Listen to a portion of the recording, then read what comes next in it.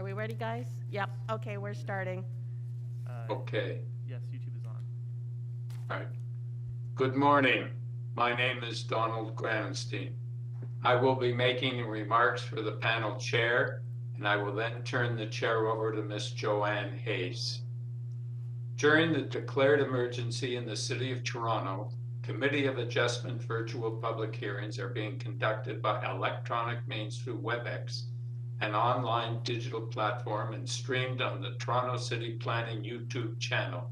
These measures are necessary to comply with physical distancing requirements in a provincial order that limits attendance at public gatherings. This will be a virtual public hearing, and participants who have registered in advance will be able to make their presentations to the committee using WebEx, an online event that is being moderated by city staff. Anyone wishing to view the hearing may do so by watching on YouTube. Participants who have registered in advance will be connecting either by their computer, a phone, or tablet app, or by telephone. All participants will automatically be muted on entry. When your item is called, each participant will be unmuted by the moderator, one person at a time. Only the committee members will be participating by video. Any registered participants will be participating by audio only. We ask that you also mute your devices until you are called on to speak. We acknowledge the land we're meeting on is the traditional territory of many nations, including the Mississaugas of the Credit, the Anishinaabe, the Chippewa, the Haudenosaunee, and the Wendat peoples, and is now home to many diverse First Nations, Inuit, and Métis peoples.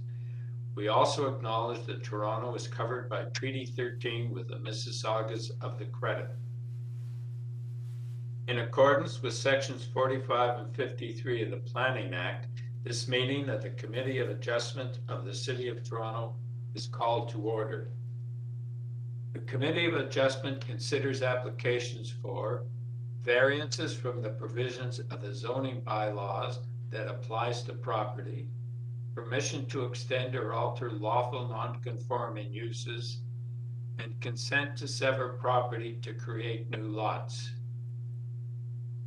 Anyone in attendance today who wants to receive a copy of the decision of the committee on an application must submit a written request for a decision by email. Please ensure you include your name, address, and email address, because Committee of Adjustment and the TLAB will be sending notifications and appeal updates by email. If you do not agree with our decision, it may be appealed to the Toronto Local Appeal Body, TLAB, or in some limited circumstances to the Ontario Land Tribunal. Appeal instructions are set out at the bottom of the decision of the committee. Today, Ms. Hayes will call each item in the order listed on the agenda. Where an application is uncontested, the agent or applicant will proceed with their presentation if required. The committee may ask questions and/or take the matter into committee for a decision. Each speaker, including the applicant agent, will be given a maximum of 5 minutes to address the committee. Ms. Hayes will comment when you are reaching the 5 minutes. When addressing the committee, please state your name and address and continue your remarks to the matters outlined in the application. The applicant or agent will present the application to the committee first. Please note, the committee may not entertain revisions to proposals at the hearing today. If the application is substantially revised, the committee may decide to defer it to ensure the revised application is accurate and all those entitled to notice of the application are informed of the changes. Then, individuals in support of or opposed to the application will be invited to speak. Committee members may ask questions of each speaker after they have finished their presentation. When all other speakers have finished, the applicant agent has an opportunity to rebut issues raised by the speakers. This will mark the end of the discussion. The application will then be taken into committee for a decision.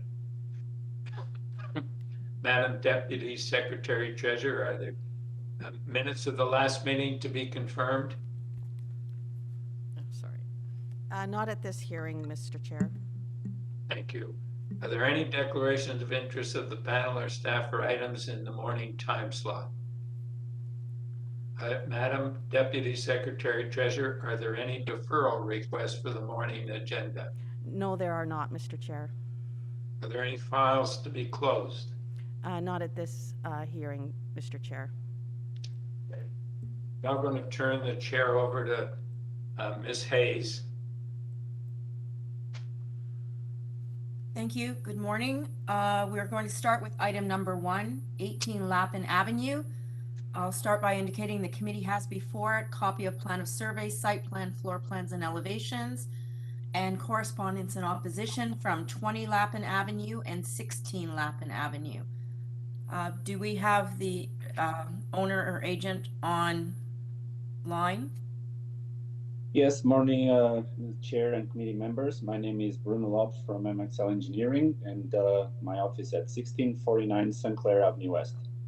Thank you. Staff, do we have anyone else online to speak to the item? Yes, we have one other speaker in opposition. Okay, thank you. So we'll give you 5 minutes to make a presentation. Your time starts now. Yes, morning, everybody. We are aware of all the documentation that is available on the website. The first point that I would like to bring to committee is that there is no comments from city staff, especially planning. So this is a very straightforward application. We got 5 variances. I would like to note that this is pretty much an existing footprint. We basically adding a little extension at the back of about 150 square feet. So in regards to variance number 1, we have the second floor rear balcony. So pretty much this balcony is following the existing walls of the house to the rear, both to the east and to the west. Number 2, we have the length of the house being 17 meters, and we are at 1746. So this is a very, very slight variance. And the reason we tried to even eliminate this variance, the reason why we have it is because we actually following the existing footprint of the basement. So that's why we are off by 46 centimeters, which is very, very minor. In terms of variance number 3, which is the FSI, again, the existing envelope of the house, we haven't touched it. So this is a 3-story existing. Again, we are just adding a second floor to the rear, which basically is 150 square feet. So it's a very minor addition to the existing envelope. In regards to number 4, we have a front yard setback. This front yard setback, in fact, is pretty much existing. So the existing home had a bay window on the second floor. We are trying to make it just a bit more elegant, and we adding a little bit of a bump out. So if you look at the drawings, the bump out actually meets the existing bay window. So literally, we are not encroaching into the existing condition, or it's very similar to the existing condition. However, because it's at a flat face, now we are encroaching into the front yard setback. But in the big picture, we are just transforming a bay window into a rectangle. So we try to keep as much as possible the existing footprint. Number 5, it's the front porch. So again, it's about the same condition. We are just using an existing roof, transforming into a balcony. We actually put the railings to be within the allowable 4 square meters of balcony. So this is almost pretty much an existing condition. So all the variances, believe it or not, most of them are existing conditions, with the exception of the rear addition on the second floor, that it's a true addition, but it's very minor because it's about 150 square feet. So that's pretty much about it, what we have to say up to now. we think this is a very straightforward application. We spoke to the neighbors. Actually, the homeowner spoke to the neighbors. We are a little bit surprised, in fact, that they actually came out with the letters of objection. But we'll hear from them, and here we are to answer any questions. Thank you. Panel members, do you have any questions at this time? Thank you. Staff, I don't see the clock up on the screen. Is there a way that that can be remedied?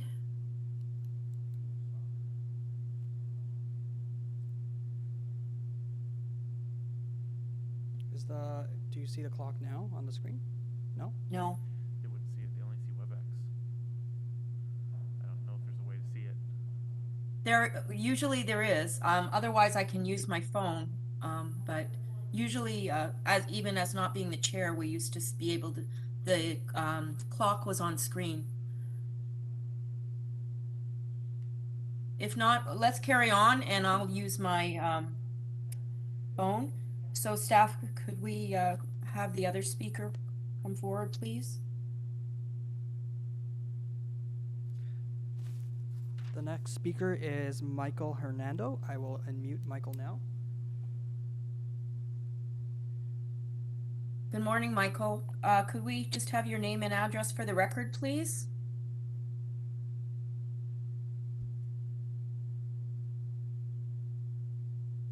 Are you there, Mr. Hernando? Sorry, we have Cynthia Hernando. Okay.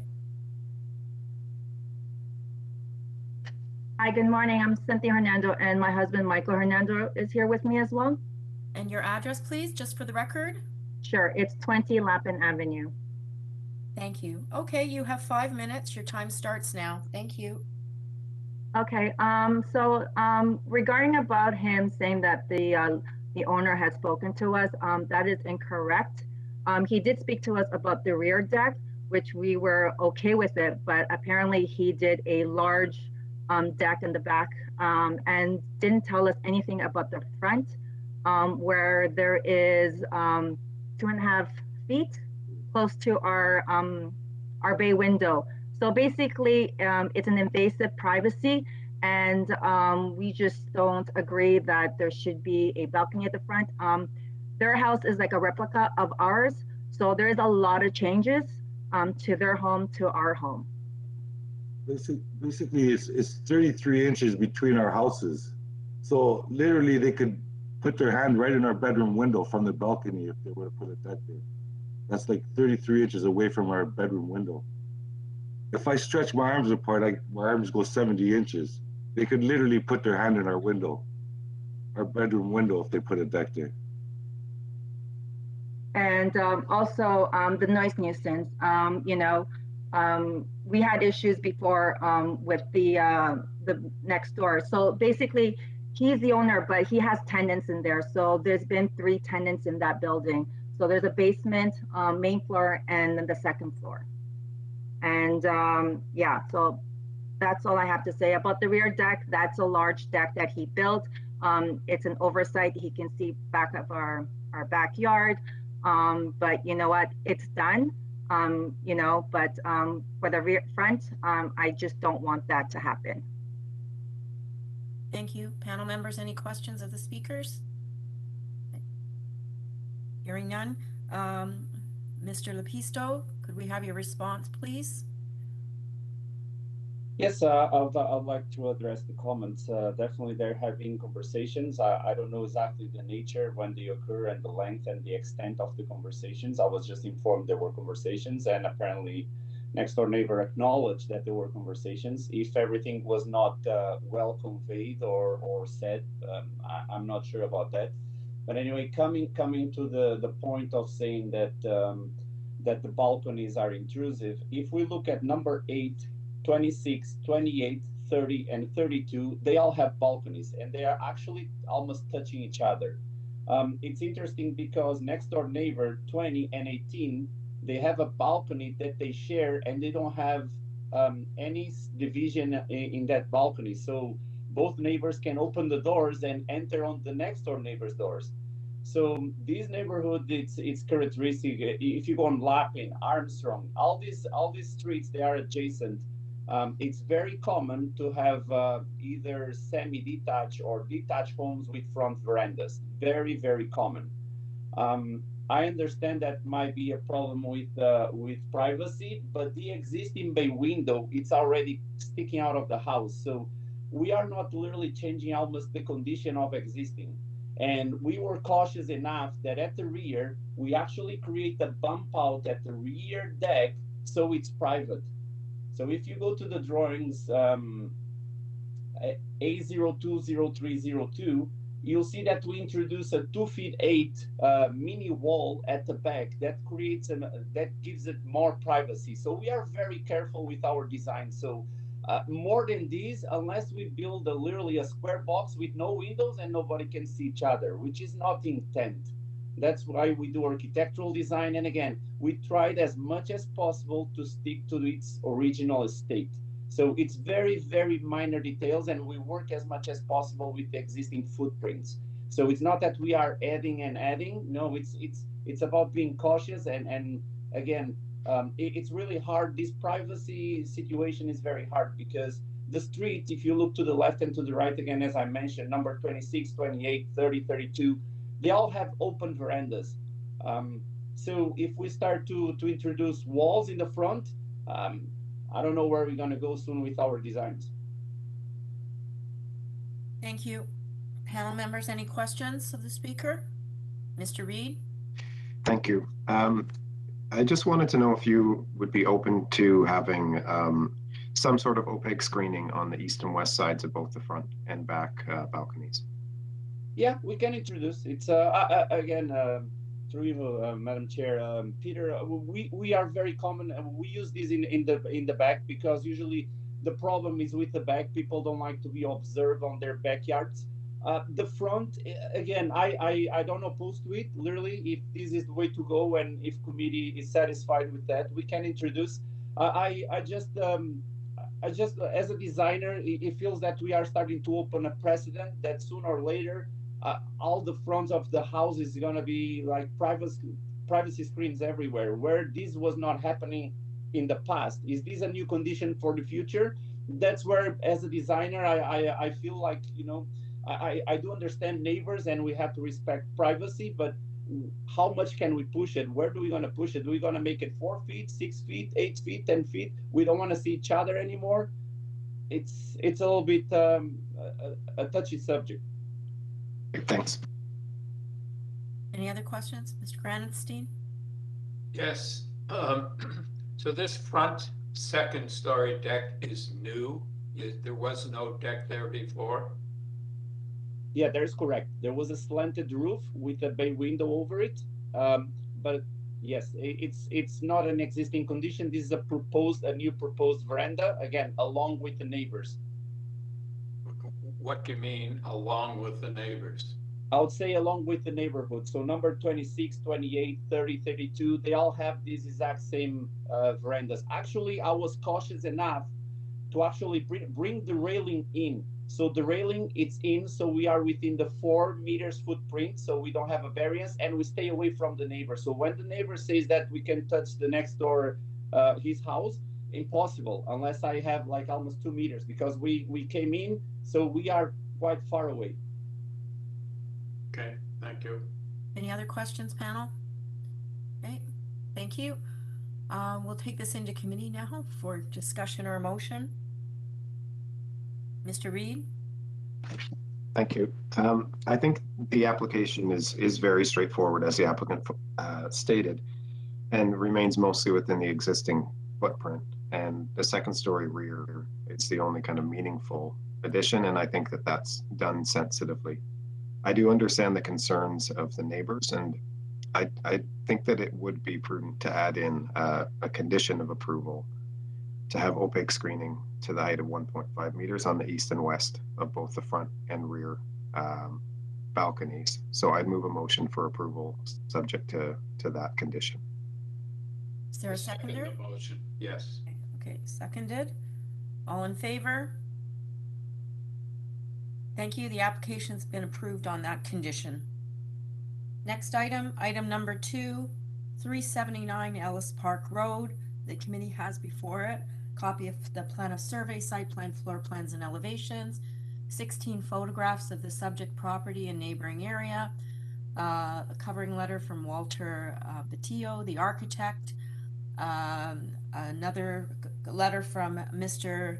Siakura, the agent, a previous decision of the Committee of Adjustment affecting the subject property, an order from the Toronto Local Appeal Body affecting the subject property, arborist report from Alex Carney, email correspondence from the zoning examiner, neighborhood consultation map from David Igelman, agent, supporting diagram from the office architecture, supporting drawing from David Igelman, and commenting and reports and agency reports, email correspondence from the assistant planner, community planning, city planning, Toronto and East York District, from the acting coordinator, permits and enforcement, transportation services, from the planner at the Toronto and Region Conservation Authority, the planner, ravine and natural feature protection, urban forestry, staff reports from the supervisor, ravine and natural feature protection, urban forestry, another report from planner at the Toronto Region Conservation Authority, correspondence and support from 6 Wendigo Way, 383 Ellis Park Avenue, 355 Ellis Park Road, 16 Wendigo Way, 86 Ellis Park Road, 377 Ellis Park Road, 20 Wendigo Way, 14 Wendigo Way, 359 Ellis Park Road, 361 Ellis Park Road, 2 Wendigo Way, and a letter from Viveka Singh, the previous owner of 379 Ellis Park Road, and 13 formal letters in support signed by the owners and occupants of 86, 355, 359, 361, 373, 375, 377, and 383 Ellis Park Road, 2, 6, 14, 16, and 20 Wendigo Way. We have a letter of course interest or concern from 383 Ellis Park Road, Suite 604, and from 383 Ellis Park Road, Suite 702. And we have correspondence in opposition from a number of persons residing at 383 Ellis Park Road, being Suite 703, 603, 709, 704, 708, 707, 701, 502, another from 707, another from 708, 2 from 708, and a letter from a tenant at 383 Ellis Park Road, a letter from Matthew Halfland from Aaron and Burles, representing the TSCC 1773, a letter from 383 Ellis Park Road, 706, and another from Suite 101, and another from Suite 904. So staff, who do we have? Do we have the agent or owner on file for the applicant? Yes, Mr. Or Chair, we online, have the applicant? we have TJ Cicera as the agent on the file. Right, so Joanne, Yes. I have a note that Urban Forestry is requesting a deferral.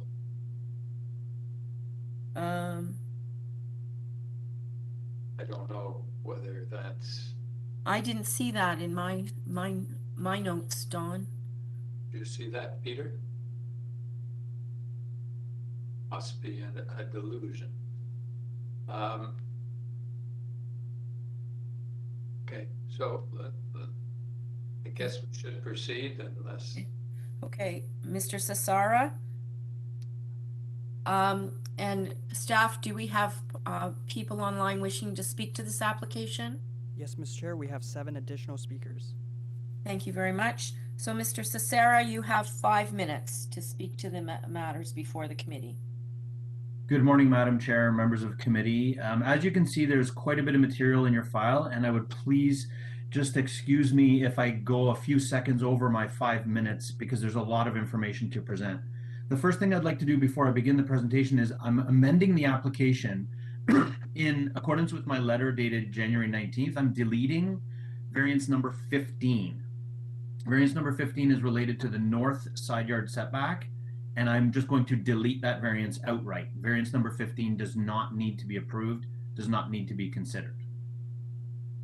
So starting my presentation, I'd like to note that the number of variances associated with this application is largely due to two main factors.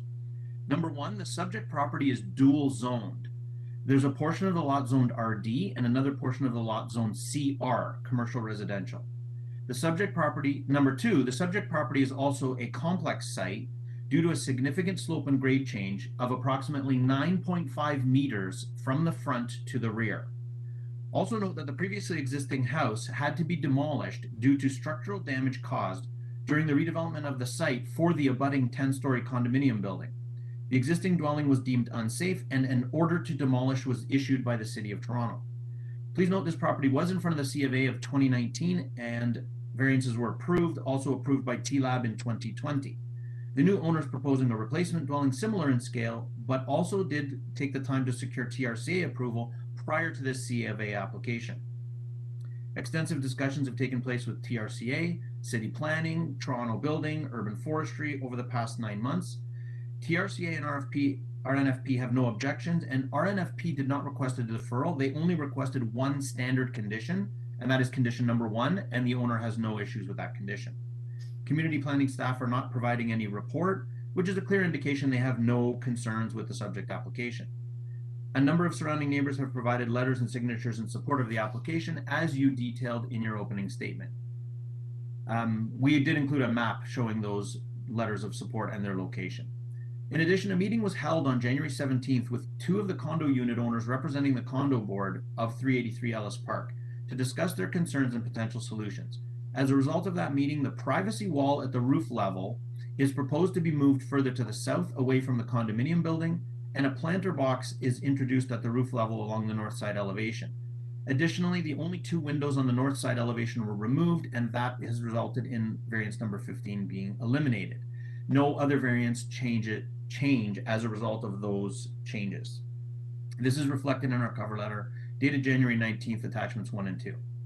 Variances 1 and 2 relate to the setback from the long-term stable top of slope. Because of those extensive discussions with TRCA and City, it resulted in an acceptable proposal, and as a result of the revisions made, TRCA have no further concerns as expressed in their letter. The property would not be developable at all without these variances. Variances 3, 13, and 22 relate to the proposed height and number of stories of the building. The proposed height of 9.5 meters has been measured to the proposed green roof terrace glass guards, which are set back from the roof edge and do not occupy the entire perimeter of the roof. The majority of the dwelling is set at 8.37 meters of height. Variance number 13 is for the number of stories, and the drastic grade change of this property has contributed to defining this as a 3-story dwelling. The previously existing dwelling on this site was also classified as a 3-story dwelling. The proposed 3rd story is only a small portion of the dwelling, and further, the dwelling includes architectural features breaking up the look of massing. Variance number 22 relates to the height as per the former bylaw 43886. That's only required because of outstanding appeals to bylaw 569. In October of 2021, the OLT issued a decision regarding the height regulations for this area, and as per that decision, the regulations regarding the maximum height and maximum number of stories would be eliminated. The subject proposal would still require a variance to the height of main walls, but would not require a variance for the maximum number of stories and overall height. Variances 5, 10, and 14 relate to the FSI. The proposal requires these 3 variances due to the dual zoning of the subject property. Any land beyond the long-term stable top of slope is not included in the lot area for purposes of calculating FSI, and the site is effectively 0 square meters. The portion of the subject property that is located above the long-term stable top of slope is within the CR zone and is only 3.46 meters squared. The FSI is in keeping with the character of the neighborhood and would result in an FSI of approximately 0.45 times if the entire lot was to be considered. Variances 6 and 11 relate to the front yard landscaping. They're just a result of the slope as the irregular shape of the lot line. Included are paved walkways and outdoor staircases required to provide access that would not otherwise be necessary in a typical lot. Okay, Variance you're at number your 9. 5 minutes, so I'd ask you to please wrap up. I have about Please. 25 seconds left, Madam Chair. Variance number 9 pertains to the proposed area of the rear 2nd-story balcony and roof terrace, and it's only 8 square meters more than what was approved by the TLAB, and also the roof includes a green roof. Variance number 19 is for the front yard setback in the CR zone, and the dwelling has been positioned to comply with all the regulations of the RD zone. And variance number 20, the last one I will address, is related to the proposed rooftop enclosure as per the CR zone regulations, and it's only 5.74% more than what is permitted. We did submit a substantial cover letter. I'm happy to answer any questions that the committee may have, and it is my opinion the application meets all the tests under the Planning Act. Thank you. Panel members, do you have any questions at this time? Mr. Granatstein? Yes, I found the letter from Urban Forestry dated January 19th, 2022. I want to ask the applicant, paragraph 2, Urban Forestry requests deferral of the Committee of Adjustment application to fully address the impacts to a bylaw protected tree. Do you know which tree they're talking about? I believe there's only one bylaw protected tree, and that is at the north side of the property. Sir, I see January 19th, 2022, item number 2, they've only requested condition number 1. And condition number 1 is submission of a complete application for injury or destroy. So I'm not sure what memorandum you're looking at. You don't have. They've only checked off condition number 1, sir. What do you mean by check off? On page number 2 of their memorandum. Oh, the memorandum. Yeah. Yep. Oh. They've only checked off condition number 1. Condition number 2 is the request for deferral. They have not requested a deferral. Okay. All right, that's fine. I wasn't going to vote in favor of that anyhow. Okay, thank you. Thank you. Staff, could we have the next person, please? Yes, the next person is Matthew Helfand.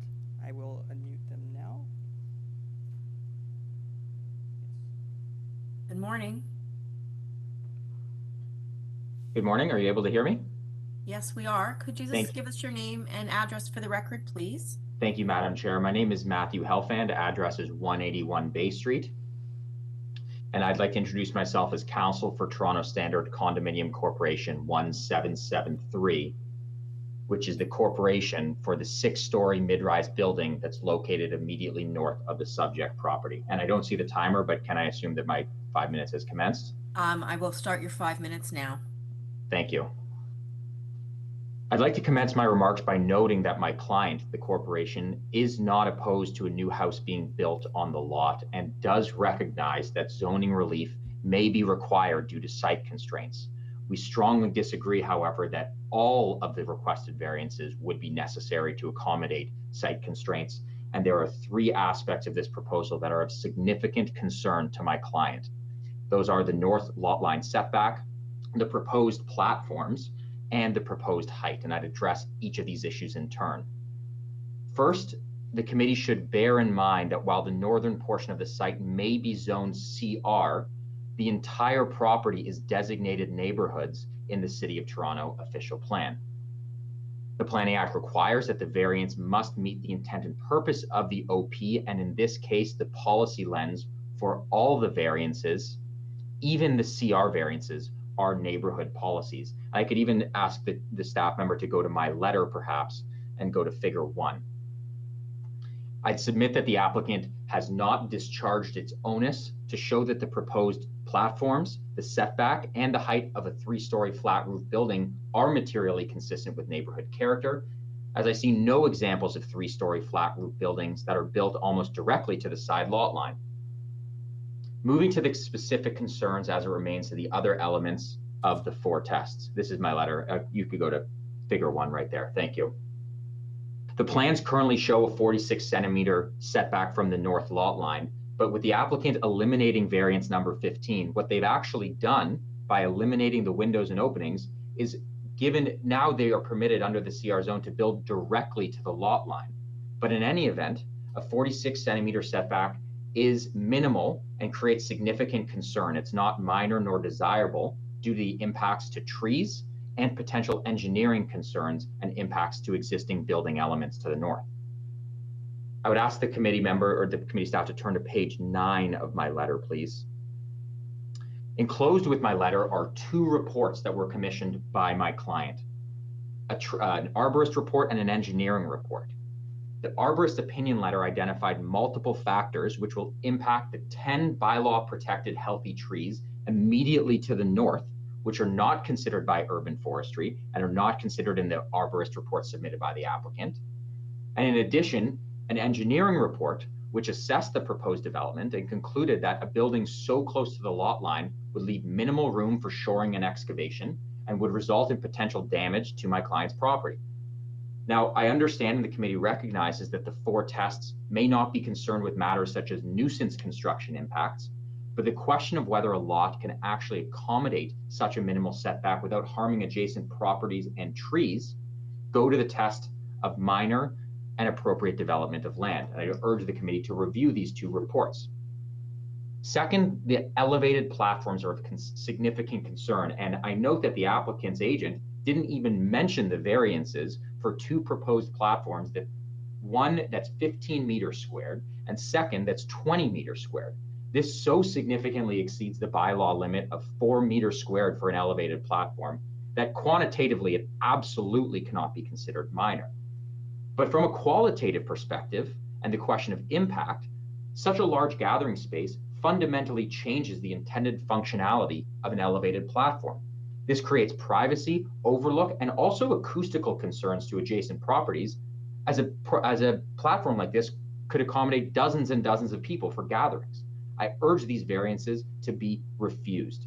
There is some point where a platform is so big that privacy screens do nothing, and this is one of those circumstances. Third and finally is the height concern. And while the committee may initially reject height concerns coming from an adjacent mid-rise 6-story condominium building, what the building elevations show, and what I urge the committee to consider, is this not a building as a whole, but a collection of individual unit owners, each suffering potential individual adverse impacts. The proposed house is actually to the top of the 7th story of the rear of the building, meaning many units will be below the height of this building. And considering the minimal setback and the platforms, so the building right up to the north lot line, there is significant impacts in terms of adverse impacts for privacy, loss of light penetration, and loss of sky view. These should not be ignored. In conclusion, I would therefore urge the committee to refuse the variances as a whole, because the building collectively does not meet the 4 tests of the Planning Act. But alternatively, I would submit that the committee ought to refuse the platform variance, refuse the height variance, and impose a condition that the building be set back from the north lot line. You're at your 5 minutes, so could you wrap up, please? Wrapping up right now. A condition should be imposed for a setback to the north lot line of 1.5 meters to accommodate an appropriate tree protection zone and accommodate potential engineering concerns. Subject to question, those are my comments. Thank you very much. Any questions, panel members, at this time? Okay, thank you. Next speaker, please. The next speaker is Yvonne Buys. Thank you. Ms. Buys, are you on the line? Yes, I am. So my name is Yvonne Buys, and I live at 383 Ellis Park Road, Unit 707, which is directly north of the subject property. Thank you, Ms. Buys. You have 5 minutes. Your time starts now. Thank you. The previous home at 379 Ellis Park Road, the subject property, was a 2-story house, not a 3-story house, and it had a pitched roof, the top of which was below my balcony. I noticed that the applicant submitted on January 19th a building outline comparison, which was prepared by Office Architecture and labeled as A106A, which shows the outline of the current proposed building against home condominium. This sketch also outlines the original home, however, inaccurately depicts the original home as being the same height as their proposed home. In addition, their proposal is for a flat roof with a huge amenity space rather than a pitched roof, so obviously a much larger impact. As I mentioned, I looked down upon the previous home's roof. This proposal to build a 3-story home with a flat roof to accommodate a massive amenity space will significantly impact the light coming into my unit, greatly reduce my sky view, and present huge issues with privacy, as the rooftop terrace will allow a direct overlook into my bedroom and my living space. I am a member of a committee of adjustment in another jurisdiction, and I'm very aware of the 4-part test of the Planning Act. This proposal does not meet the 4 tests. This is a unique property that's challenged by slope and erosion, and I appreciate these issues do require some variances. The owners, however, are trying to take advantage of the dual commercial and residential zoning of the property to build a large residential dwelling. Building a commercial-sized home on this property does not comply with the intent and purpose of neighborhood. In addition, the application is not minor. There are more than 20 variances, some of which are quite significant, with no explanation as to why regulations could not be followed. For example, 3 versus 2 stories, a height of 10.59 meters versus the allowed height of 7.2 meters for a flat roof, and 2 large platforms, one a rooftop terrace, that are each roughly 5 times larger than allowed, and a setback of only 46 centimeters to the north border. All these variances will negatively impact my right and some of my neighbors' right to light, sky view, and privacy. This application is not appropriate and desirable and is not in keeping with the official plan. The intent and purpose of commercial zoning is to provide a building for commercial use. In this case, the owners are taking advantage of the commercial zoning to enhance residential use.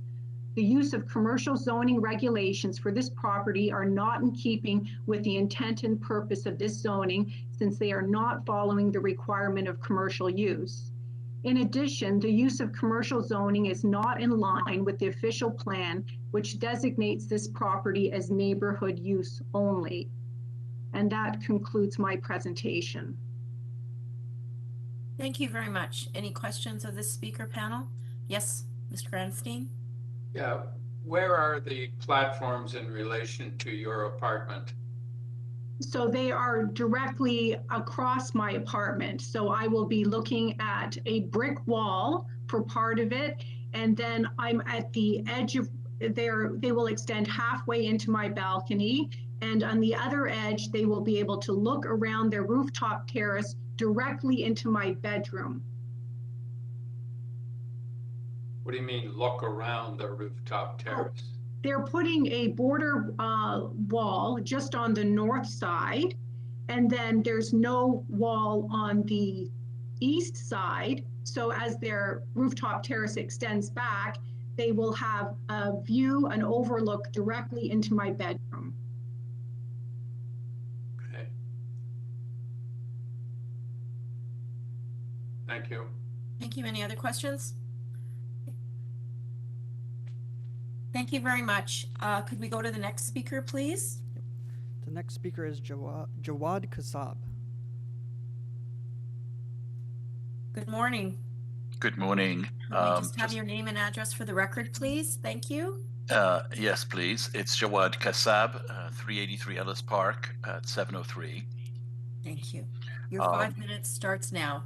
Thank you. Just to say that, I agree fully with what Yvonne has had to say about the issues that will result as a consequence of this development, and that we really would like to insist that these variances not be allowed because of the impact that it will have both on the community and on the residents of 383 Ellis Park. Thank you. Thank you. Any questions, panel members? Thank you very much. Could we have the next speaker, please? Jennifer Eng, you are unmuted. Thank you. I appreciate Good morning. Could we just have your name and address for the record, please? Yes, Jennifer Eng, ENG, 604-383 Ellis Park Road. Thank you very much. Your 5 minutes begins now. Thank you.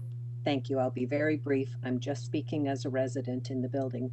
We are below Yvonne's unit and slightly to the west of it. So our unit, we have 2 bedrooms which face south and a large terrace which faces south, which will both be directly impacted by the proposed building because of its size, because of the terraces, and because of its large footprint. They are going to have sightlines into our bedroom and into our terrace, which is not what we would have expected for a residential property being built next to us. That's all. Thank you. Thank you. Any questions, panel members? Okay, can we have the next speaker, please? Scott Hendershot, you are unmuted. Mr. Hendershot, could we just have your name and address for the record, please? And good morning. Sorry about that. Good morning. Could we just have your name and address for the record, please? Yes, Scott Hendershot, 702 383 Ellis Park Road. I am an owner on 702. I am on the the east side of the building, so quite distant from this subject property.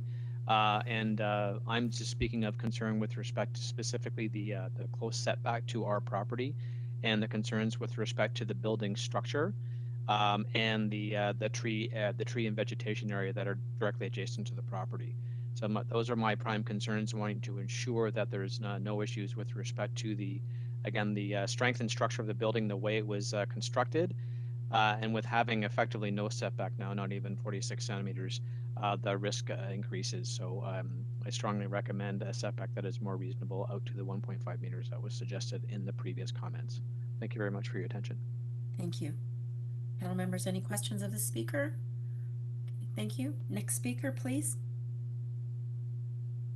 Tom Prokai, you are unmuted. Good morning. Good morning. My name is Tom Prokai, and I live at 383 Ellis Park Road, Suite 708. Thank you. You have 5 minutes, sir. Please start now. Thank you. I hold a master's degree in landscape architecture, and I've been working in the profession for over 22 years at a landscape architecture and urban design firm here in Toronto. In landscape architecture, we must always consider the surrounding context during the design process and how that design relates to the existing area.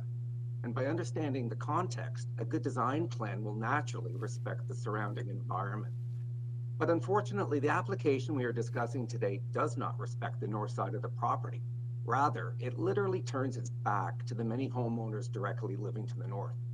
As shown on drawing A105, the applicant is proposing a 3-story brick wall to be installed 46 centimeters from the property line. This setback does not even include the additional excavation and room required for the shoring that will be required for installation. As referenced in the arborist report by Mr. Ian Bruce and submitted by Mr. Matthew Helfeld, there are 10 trees that will be directly affected by this proposed development, as shown graphically on Appendix A of Ian Bruce's report. Soil volumes for root growth and stability, water retention area, as well as direct sunlight will be negatively impacted if a structure of this magnitude is permitted to be constructed so close. There is a reason why urban forestry mandated tree protection zones. It is to minimize the damage to trees in cases such as this. But trees and vegetations are not the only things that require sunlight. People do too.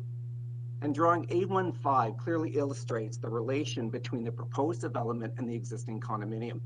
Despite the preconceived notion that all condominiums are bad and ruin neighborhoods, this drawing clearly shows that when the condominium was at the design stage, the city's urban design department rightfully required a 45-degree angular plane to meet the height of the original house.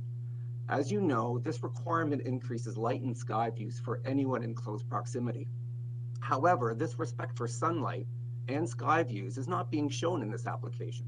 All homeowners on the lobby level, as well as 2 stories above, will all experience a significant loss of sunlight and sky views as a result, particularly in winter on a sunny day like today, when people suffer from depression, low energy, and a host of other effects due to lack of sun. The sun will be almost blocked entirely in some suites. Unfortunately, a proper sunshade diagram was not required for this application. But however, there are potentially 6 to 8 homeowners who will suffer from diminished sunlight as well as sky views if a third story and a 46-centimeter setback is permitted. I respectfully request that the committee deny the construction of this additional third story, as well as the 46-centimeter setback. Many people live in condominiums by choice, but for many more, it is their only option as real estate prices soar. We live in generally small spaces with even a smaller balcony where the only sunlight we receive is from one direction only. We don't have the luxury of a large, expansive home with a front yard, a backyard, a loggia, a 200 square foot balcony, and on top of that, a 420 square foot rooftop terrace. We have limited space and only one chance for sun, air, and sky. Thank you. Thank you very much. Any questions, panel members? Okay, thank you. Next speaker, please. The final speaker is James Ross. You are unmuted. Good morning, Mr. Ross. Could we just have your name and address for the record, please? Mr. Ross? Mr. Ross, if you can refrain from unmuting yourself, I will unmute you now on my end. I did not submit a request to speak. Okay. You're just observing, Mr. Ross? Yes. Okay, thank you, Mr. Ross. Okay, and that's all the speakers, staff? Correct, yes. Thank you very much. So we'll go back to the agent, Mr. Sakara. Could you respond to the issues raised by the people who spoke this morning? You have 5 minutes. Thank you very much, Madam Chair. If I could just ask staff to put up our supplementary letter, drawing sheet number A106A. It was in my letter, I believe, of January 19th. And it just shows the perspective of the dwelling in relation to the condominium building to the north. I believe you have to scroll down a little further. While staff are trying to find that, I'm just going to correct a few things. Number one, Ms. Buys made a statement that is factually incorrect. She said that the privacy screen on the rooftop terrace was only on the north side, and that is not correct. The privacy screen on the rooftop terrace is on the north side of the terrace and the east side of the terrace. There's no ability for anybody to look around the edge of the screen to see into her unit. And if you could see sheet A106A, you could see that Miss Bai's unit is actually east of the subject property, and the previous dwelling actually already was in front of her unit to a greater extent than the subject proposal.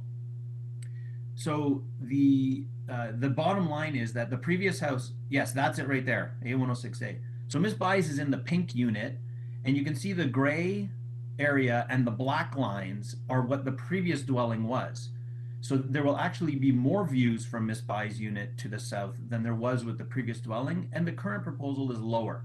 The only thing that's on the roof here is an elevator access to a rooftop terrace, which is technically on the 3rd floor, because this is considered a 3-story dwelling. However, there's a main floor, a 2nd floor, and a 3rd floor. And then there's extensive privacy screening on the north side and the east side of that rooftop terrace. And I find it ironic that people who live on the 7th floor of a building are complaining about not having views to the south to the lake, when that is what this owner wants to do, and have a view to the south to the lake on the 3rd floor in a location that there was already building massing from the previous dwelling. A couple other comments that were made about the north side yard setback. There is no variance in front of this committee of adjustment for north side yard setback. Variance number 15 was deleted. The house is being proposed in a location that is fully compliant with the north side yard setback, and the previous dwelling that was on this property was set back at 0.37 meters. So the previous dwelling on this property was even closer to the property line than the subject proposal is. With regards to significant loss of sunlight and sky views, you can see by the comparative drawings of the height and size of the dwelling that there is a very, very marginally small difference between the originally existing dwelling and the proposed dwelling. So if staff can leave that drawing right there, that's perfect. The black line in the gray area is the originally existing dwelling. The, I believe it's the red line, is the current proposal. And so the red line is only marginally larger than what was already there. And in my opinion, that will have no greater impact on the condo unit owners than what was already existing on the property. And as the last comment I'm going to make, please remember that this building, the existing house on the subject property, had to be demolished because of the construction of the condo building through an order of demolition by the City of Toronto. So it was the construction of the condo building that caused the destruction of the existing house on this property and the reconstruction required. Those are my comments, and I'm happy to answer any more questions. Thank you very much. Questions, panel members? Mr. Granstein? Yes, I don't believe you have addressed the size of the platforms. Okay, so if you can go to, if I can have staff go to my letter of January 19th, attachment 1, which is labeled as sheet A204. Yes, this one right here. So this is the revised proposal, and the applicant proposed a planter and a small area outside of the privacy screen so that some natural growth could grow up facing the condominium building to provide a more pleasing view as opposed to a brick wall, which was there before. With regards to the size of the terrace, you can see that most of the bulk of the terrace is at the south side of the terrace portion, and it is overlooking a green roof. So there's a terrace and a green roof on the third floor, and the terrace is largely oriented south of the elevator access and the privacy screen, and therefore there will be no overlook or privacy concerns to the north. All of the views and everything is oriented to the south. So in fact, what the condominium owners are asking is that this landowner not be afforded the same views that they are afforded from their condominium unit. And I don't think that that's fair to this landowner, particularly when this is really not a 3-story dwelling as a defined dwelling. Sorry, it's 3-story defined as the zoning bylaw, but it's really 2 stories with a rooftop terrace. And the terrace is beside a 10-story building with condominium terraces up to the 10th story. Any further questions, panel members? Okay. I just have one question again with the platforms. Speaking to the size of them, is there any information you'd like to give the committee with respect to why the size of those terraces are considered to be minor? Thank you, Madam Chair. The only other comment I'll make is the other terrace, which is considered to be at or above the 2nd story, is really lower than the 2nd story. It just is defined as the 2nd story because of the grading of this site. And therefore, a permitted terrace would be able to be as large. There is no restriction on the size of the terrace if it wasn't considered to be at the 2nd story. The rooftop terrace, yes, it's larger than it's permitted to be, but it is fully oriented to the south and will have 0 impact on the condominium building. Even if it was a compliant 4 square meters behind the privacy wall, it would be in the same location as proposed. Okay, thank you. Another question, Mr. Granitstein? Is there any space on the ground? Do you have any outdoor space on the ground level? Madam Chair, to answer Mr. Granitstein's question, there is some space on the ground level at the rear. However, it is very, very sloped. It is very, very steep. And therefore, the rooftop terrace and the terrace from the main floor will provide the majority of the amenity space on this lot. And that's a very similar condition to what used to exist on the subject property in the house that was there. There was a terrace out the back, because there was no, I mean, there is a rear yard, it's just not a functional rear yard because of the drop in grade. Thank you. Thank you. Okay, any further questions, committee members? Okay, so having seen none, we'll go into committee discussion or motion.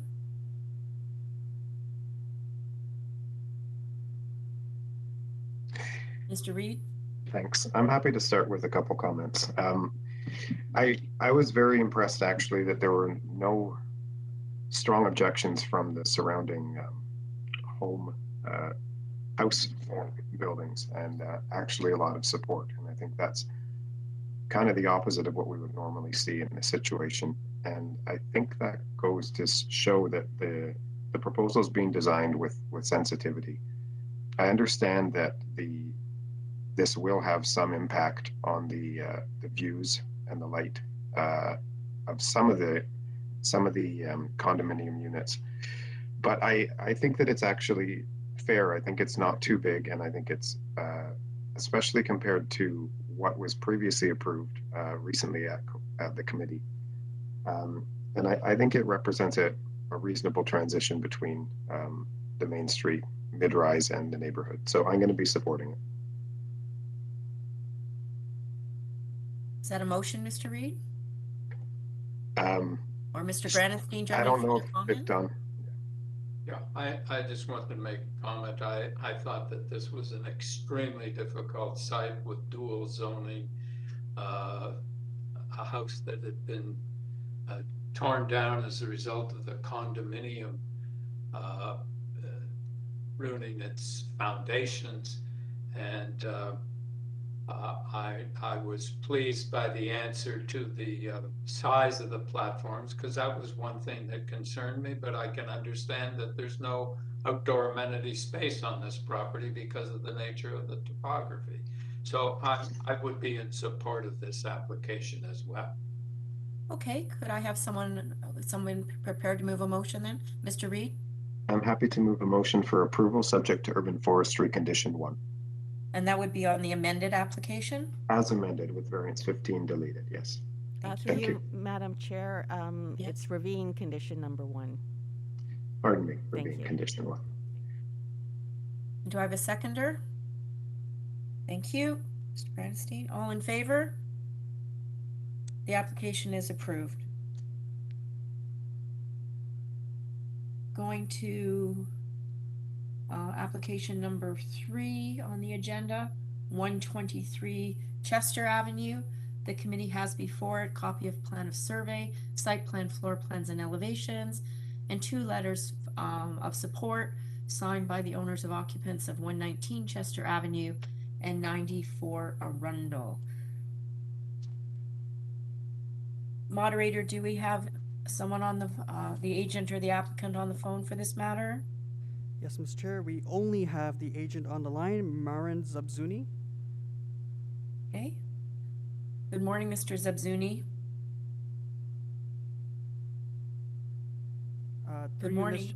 Ms. Chair, looks like the agent is not on the list anymore. I'm just going to give him a call if that's okay. Thank you.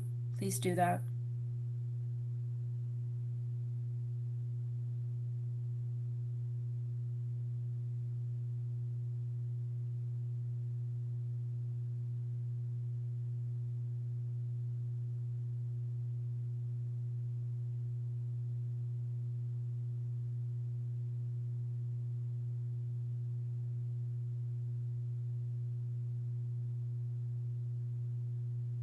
I'm going to stop my video, but I'm going to be here listening. Okay. Hello? Can you hear me? Mr. Zazuni? Hi, I've actually been on the line, but I was unmuted. Okay. Sorry, I was muted, and Okay. for some reason, anyways, I guess we're back. Okay, could we have just your name and address for the record, please? Good morning. Yes, my name is Marin Zabzuni at 1140 the Queensway. Thank you very much. Panel members, do you need a presentation? No? Okay, so we'll, no presentations required. We'll go into committee for discussion or a motion. Mr. Reed? Yeah, I think this is a very straightforward application, and the variances requested are minor and the impacts of them are minor. I think it's been sensitively designed, and I move a motion to approve with no conditions. Do I have a seconder? Thank you, Mr. Granatstein. We have a seconder. Move it motion to approve the application of conditions. All in favor? Your application's been approved. Thank you very much. Moving on to item number 4, 70 Crawford Street.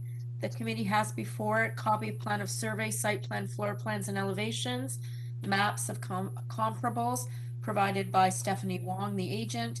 We have a staff report from the Director of Community Planning, Toronto and East York District. We have correspondence and support from Marco DeFelice at 955 Queen Street West. Moderator, do we have the agent or the applicant online? Yes, Madam Chair, we have the applicant along with 3 additional speakers.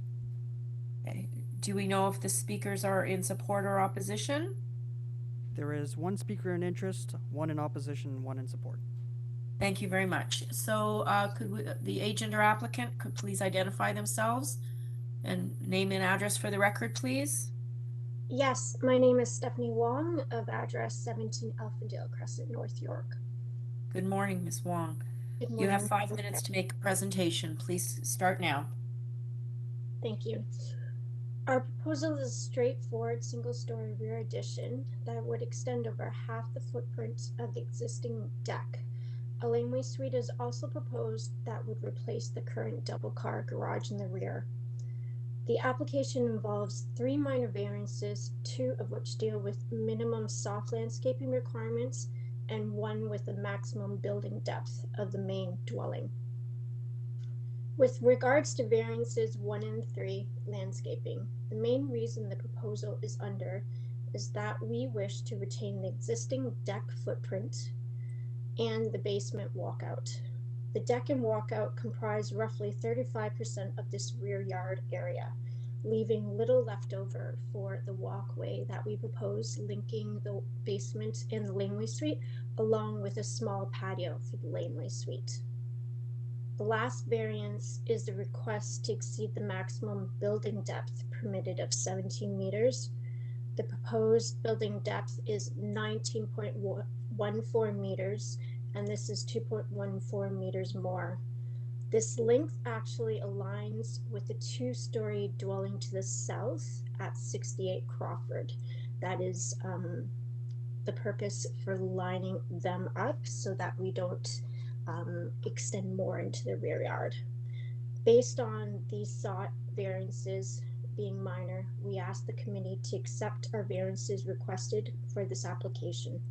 Thank you for your time. Thank you. Any questions, panel members? I just have one question. Are you aware of the staff report that spoke to the maintaining 50 square meters of rear soft landscaping? Had you had any discussions with planning and had made any adjustments to your application? I just wondered if that comment was something that you were aware of and had been speaking to planning about. Yes, we are aware. We looked at, the possibility of taking out the patio off the laneway suite, if that was a consideration. So I guess my question is, were you making any amendments to the to variance number 3, or are you asking the committee to consider the variance as is in the notice? Yes, we're asking the committee to consider the variance as is in the notice. Okay, thank you. Moderator, could we have the next speaker, please? The next speaker is Linda Davis. Good morning, Miss Davis. Oh, hi, how's it going? Thank you. Good morning. Could we have your name and address for the record, please? Sure, I'm Linda Davis and I'm at 72 Crawford Street, right beside. Thank you. You have 5 minutes. Your time begins now.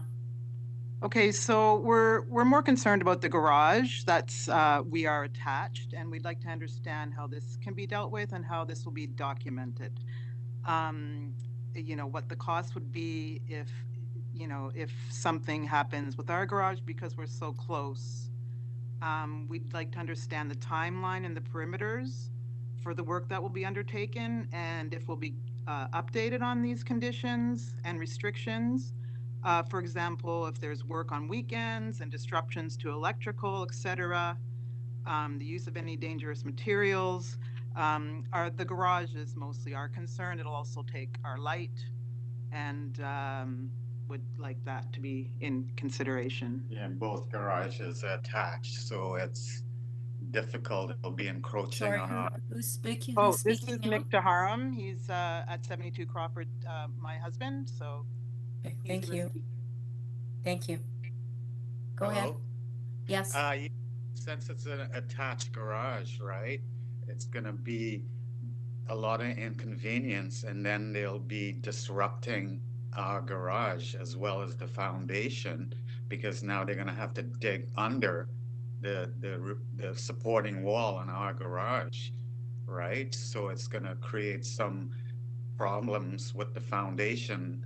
I seeked advice from a contractor, and he said the underpinning would be an issue on my side because they're going to be digging down 4 feet or whatever. So that was an issue, as well as the light that's going to block off all our light in the backyard and as well on the second floor. So That's mostly our issues. Is the Okay. Thank you very, thank you very much. Any questions, panel members of the speaker? Okay, thank you very much. Moderator, next speaker, please. The next speaker is Andrew Best. However, I'm still trying to reach him. We can move on to Marco DePhillis. Okay. Mr. DePhillis, are you on the line? Mr. DePhillis? Through you, Madam Chair, it seems like Marco has also left. I can try to give him a call again. Okay, thank you.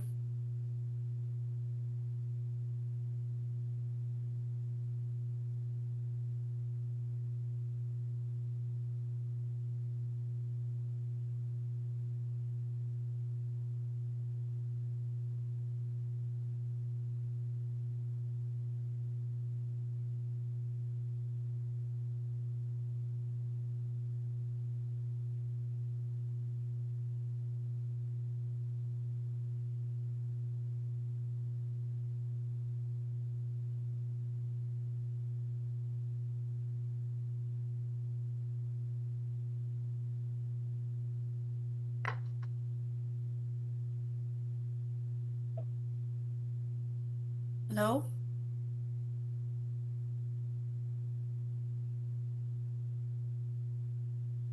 For more options. Through you, Madam Chair, we are unable to connect with Andrew Best and Marco DePhillis. Okay, thank you very much. We have tried our best to connect with them. So we'll now go back to Ms. Wong to respond to the comments raised by the owners of 72 Crawford. Ms. Wong? You have 5 minutes. Hi, Madam Chair.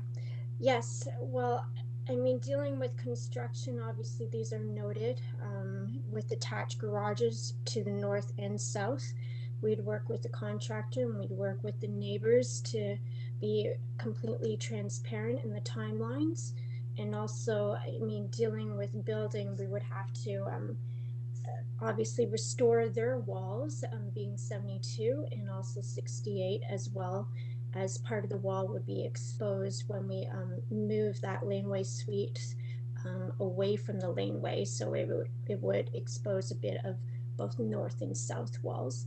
But again, we would obviously respect both property owners and consult with them in the whole process, and in a timely manner advise them when utilities would be done, when digging would be done as well too, and let them know far in advance. Okay, thank you. Any questions, panel members? Okay, seeing none, we'll take this matter into committee for discussion or a motion.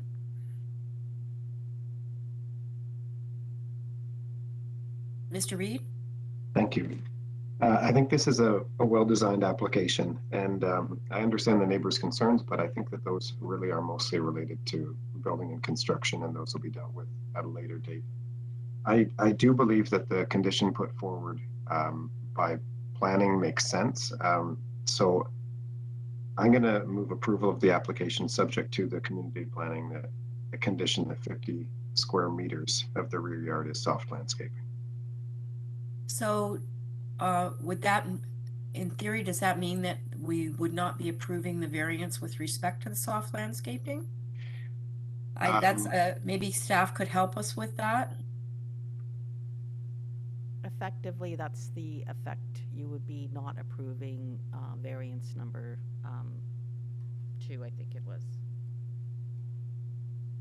Pardon me, condition 3. You'll be refusing.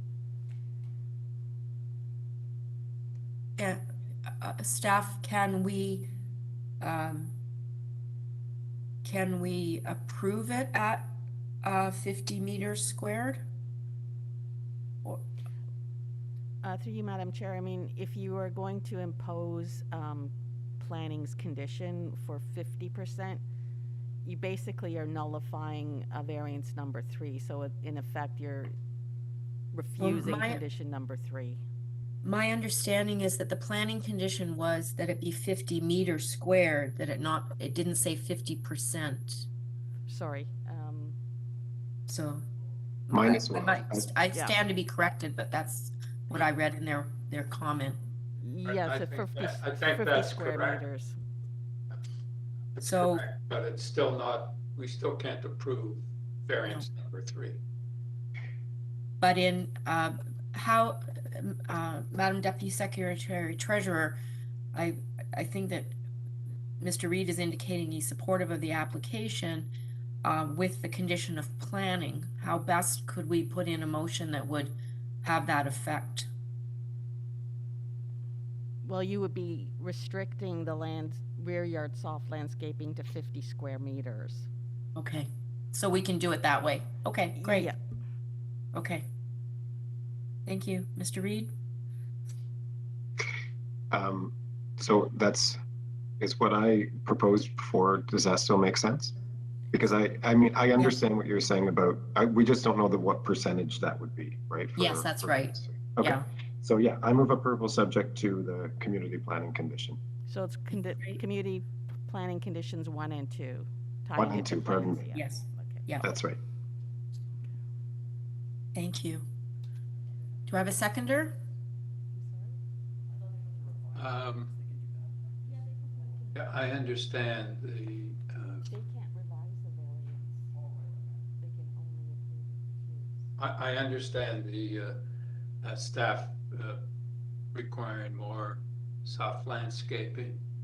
Did they set out any reasons why they want 50 meters? I don't recall. No, they didn't specify.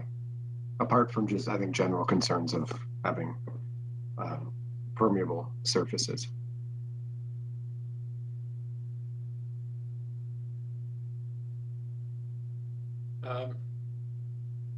Yeah, okay, I'll second the motion. Okay. So we have a motion to approve subject to the planning condition that the soft landscaping in the rear be a minimum of 50 meters square. All in favor? Okay, the application is approved with that condition. Going on to the next item, item number 5, 19 Riverside Crescent. The committee has before a copy of plan of survey, site plan, floor plans, and elevations. Previous decision affecting this of the Committee of Adjustment affecting the property, an arborist report from Lexi Loon from Central Tree Care, a tree protection plan from the same individual, presentation material from David Eagleman, agent, a staff report from the planner at Toronto Region Conservation Authority, correspondence and opposition from 9 Riverside Crescent and 17 Riverside Crescent. Moderator, do we have the agent or the owner on the line? Through you, Madam Chair, we have the agent, the owner, along with one other speaker in opposition. Thank you very much. Could we have the agent, please? And is the agent going to speak? Yes. Good morning, Madam Chair and fellow committee members. I will be presenting the application. So your name and address for the record, please. Through you, Madam Chair, David Eagleman, 900 The East Mall, Suite 300. Thank you very much, Mr. Eagleman. Your time starts now. Thank you, Madam Chair. So good morning, Madam Chair and fellow committee members. My name is David Eagleman, and I'm a planner at Design Plan Services. The application that is in front of you today is for alterations to an approved detached dwelling that is currently under construction with the benefit of a building permit. Specifically, the application includes a 1.22 meter or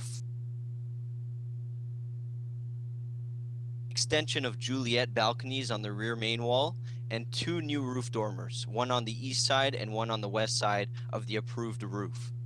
Before getting into the variances, I would like to note that we have worked extensively with TRCA staff regarding this application, and as demonstrated within their report dated January 19th, 2022, they have no objections to the proposal.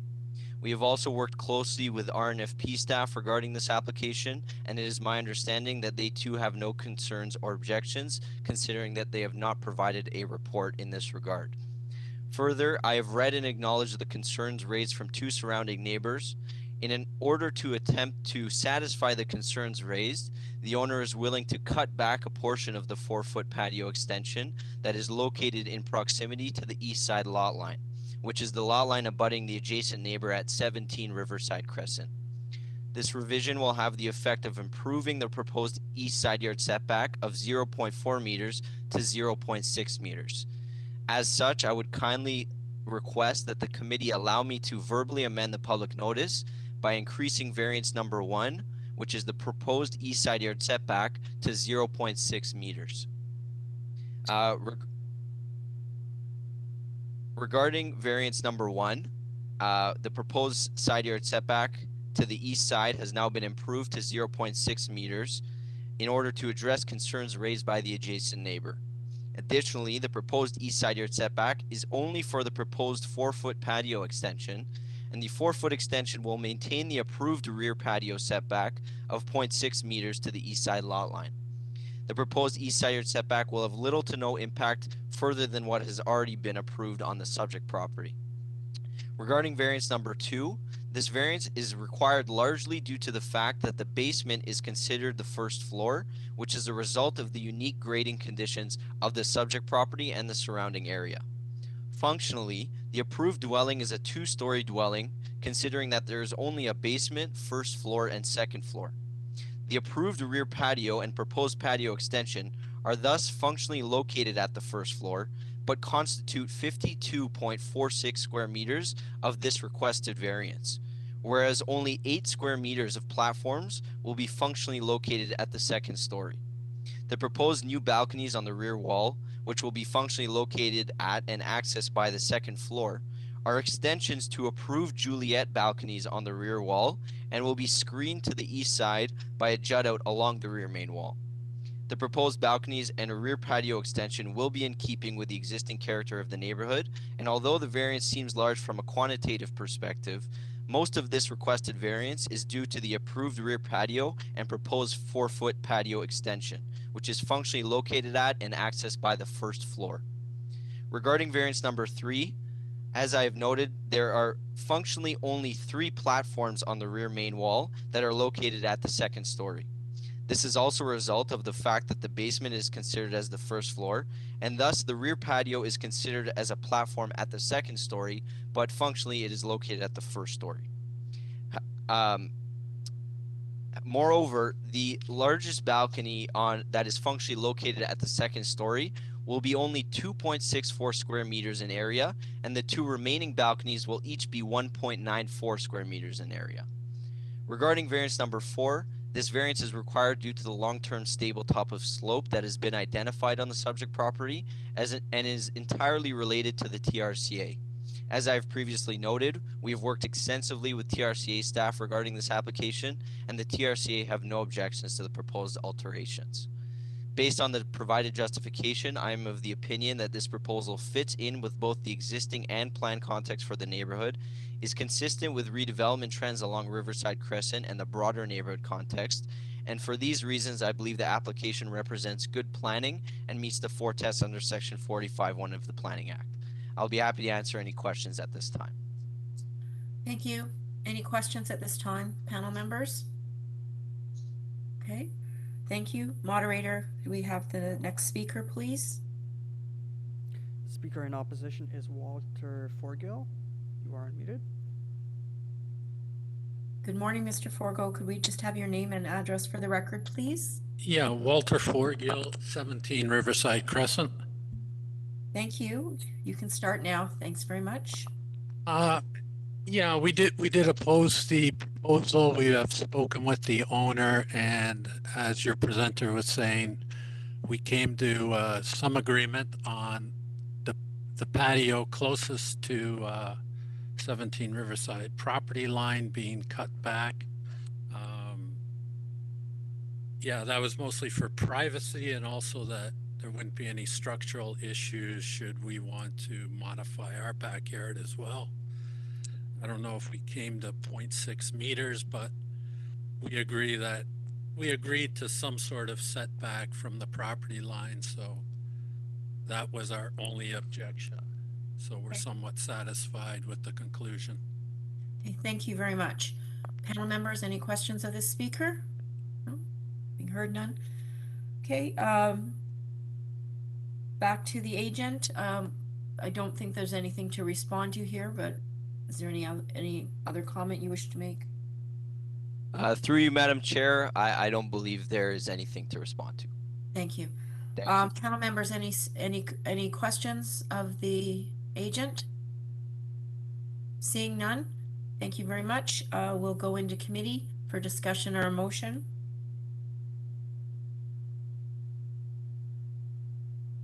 Mr. Granstein? Yeah, I'm satisfied with the explanation with respect to the platforms. I don't think we've ever had an application where they combined all the platforms into one and just put down the square meters. So it looks enormous, but when you realize that one isn't really a deck, it's on the first floor and there's no restrictions, and the others are quite small, then it looks okay to me, and I move that we approve this application without condition. Would that be the application as amended? Yes. Thank you. Do I have a seconder? Thank you, Mr. Reed. So I have a motion to approve the application as amended with no conditions. All in favor? Thank you very much. Your application's been approved. We move on to item number 6, 66 Rushbrook Avenue. The committee has before it the following: copy of plan of survey, site plan, floor plans, and elevation, supporting materials, including a list of neighboring properties with existing mudroom enclosures, and 9 photographs of neighboring properties with minimal or less than 75% soft landscaping, submitted by Andrew McLeod, the agent.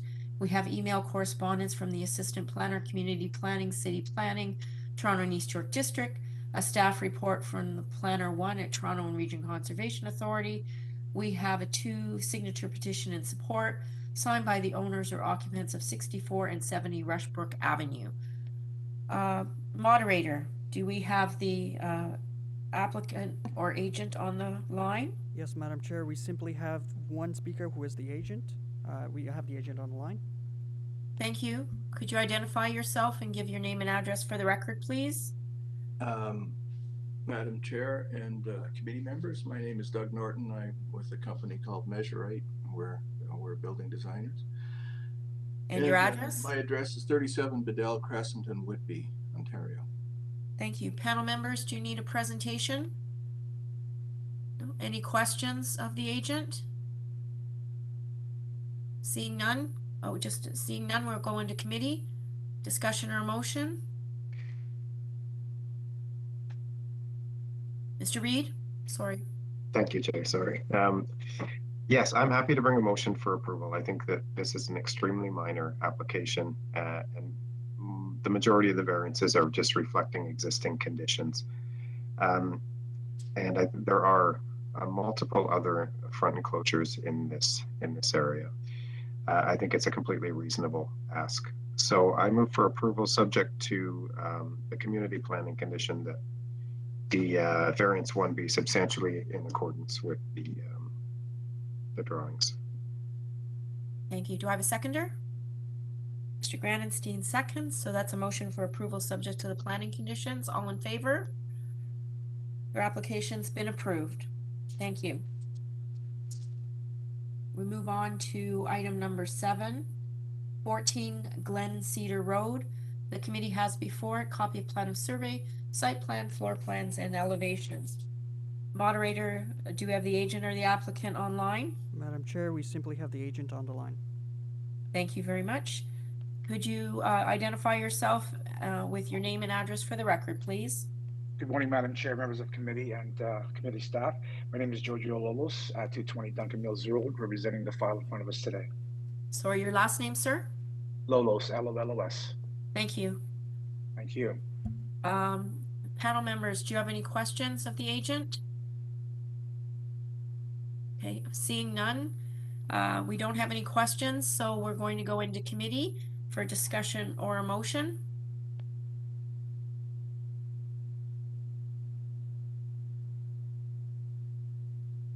Anyone want to start? Peter? Sir, I think the fact that we only have 2 variances being requested for a sizable rebuild shows that the applicants made some efforts to make their building sensitive to the surroundings. And I think the FSI looks large, but it's I think it's indicative of the type of redevelopment that's happening in the area, and I think it will fit in. So I move to approve this application with no conditions. Thank you. Do I have a seconder? Thank you, Mr. Granenstein. Motion to approve the application with no conditions. All in favor? Your application's been approved. Thank you. Item number 8, 123 Coleridge Avenue. The committee has before it copy of plan of survey, site plan, floor plans, and elevations, 2 photographs of trees of the subject property, a staff report from the supervisor, tree protection and plan review of urban forestry. Moderator, do we have the agent or the applicant online? Yes, Madam Chair, we only have the owner on the line. Okay. Thank you. Could you state your name and your address for the record, please? Good morning, Madam Chair and committee members. My name is Alex Marrero. I'm representing the owner on item number 8 on the agenda, 122 Coleridge Avenue. Okay, you're a little echoey, so if you can just try to speak right into the mic, that would be great. Thank you. Panel members, do you need a presentation? Any questions for the applicant? Seeing none, thank you very much. We're going to go into committee for discussion or a motion.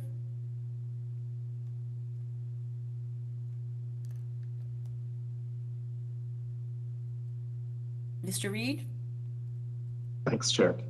Looking at the variances, they're all quite small, and I think that this is a supportable application. There's a lot of variety in terms of building depth and size in this neighborhood, and I think this fits in with that kind of varied pattern, and I think it is sensitive to its neighbors, particularly in the backyard. So I move for approval subject to urban forestry condition 1. Thank you. Do I have a seconder? Thank you, Mr. Granenstein. Okay, so motion for approval subject to forestry condition number 1. All in favor? Your application has been approved.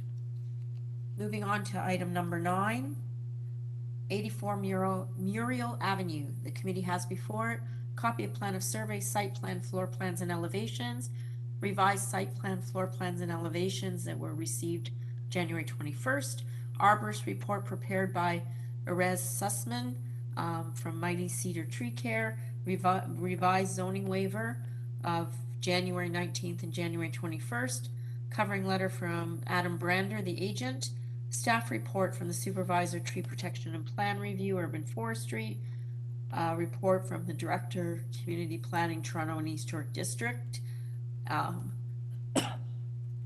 excuse me, and a letter of support from 86 Muriel Avenue. Moderator, do we have the applicant or their agent online? Yes, Madam Chair, there's the applicant and 3 additional speakers, interest, opposition, and interest. Okay, thank you very much. So could we have... Do these speakers apply to 82, the other address on Muriel, which is detached, semi-detached to this property? Correct, yes. Oh, sorry, yes, we should do the two applications together, 84 and 82. Thank you, Mr. Granstein. We're gonna do the two applications, so number 9 and number 10. So just let me see if there's anything additional. I don't believe there's any additional pre-filings related to the 82. So could we have the agent or applicant identify themselves with their name and address for the record, please? Good morning, Madam Chair and committee members. My name is Adam Brander. My address is 49 Bolton Avenue in Toronto. I'm the agent and the architect for the proposals at 82 and 84 Muriel Avenue.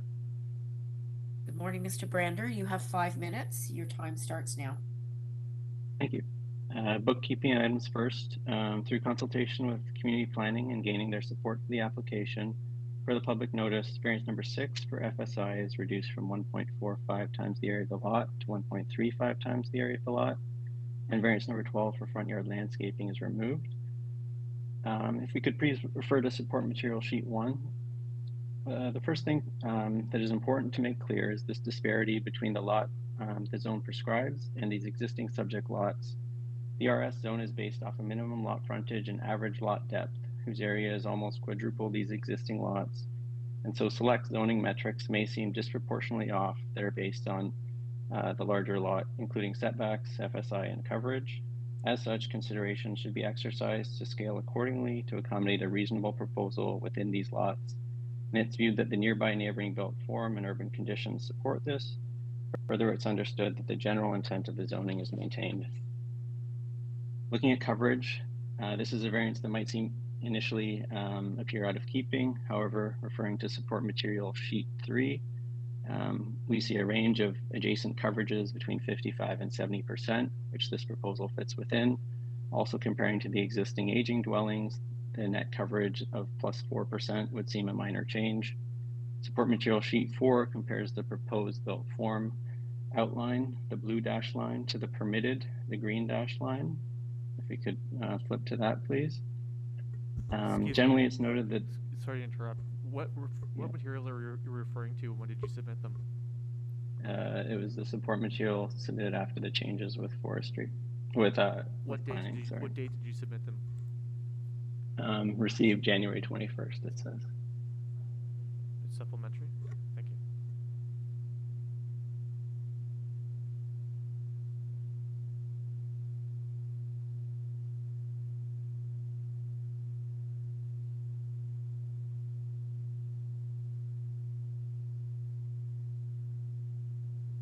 I have revised plans. I have a covering letter.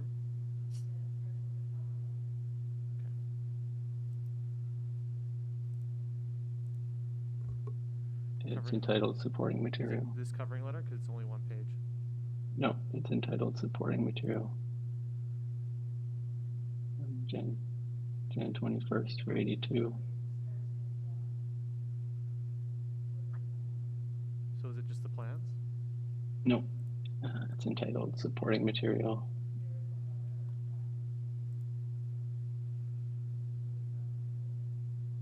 I have. There's 5 sheets. Yeah, in the package.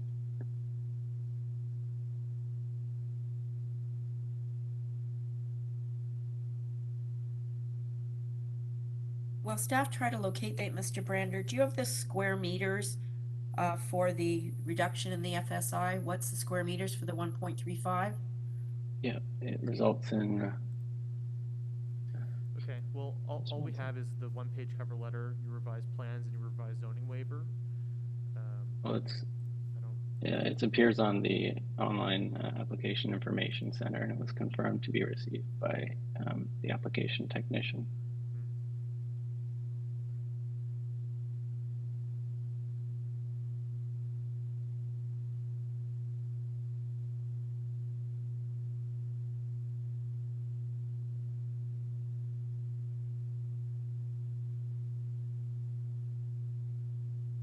I'll just bring up the plans then.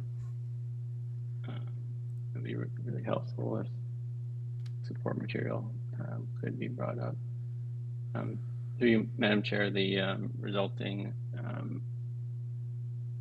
square meters for the reduced FSI is 150.5 square meters. Thank you.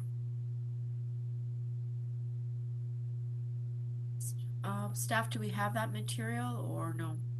I'm trying my best to bring it up right now. Thank you.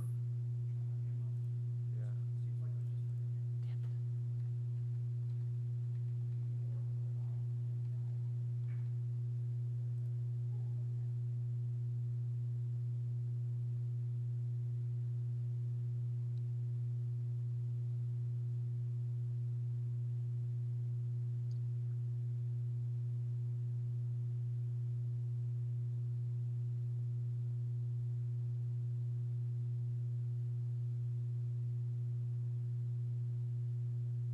It appears on page 2 through you, Madam Chair, of the supporting documentation on the application information center.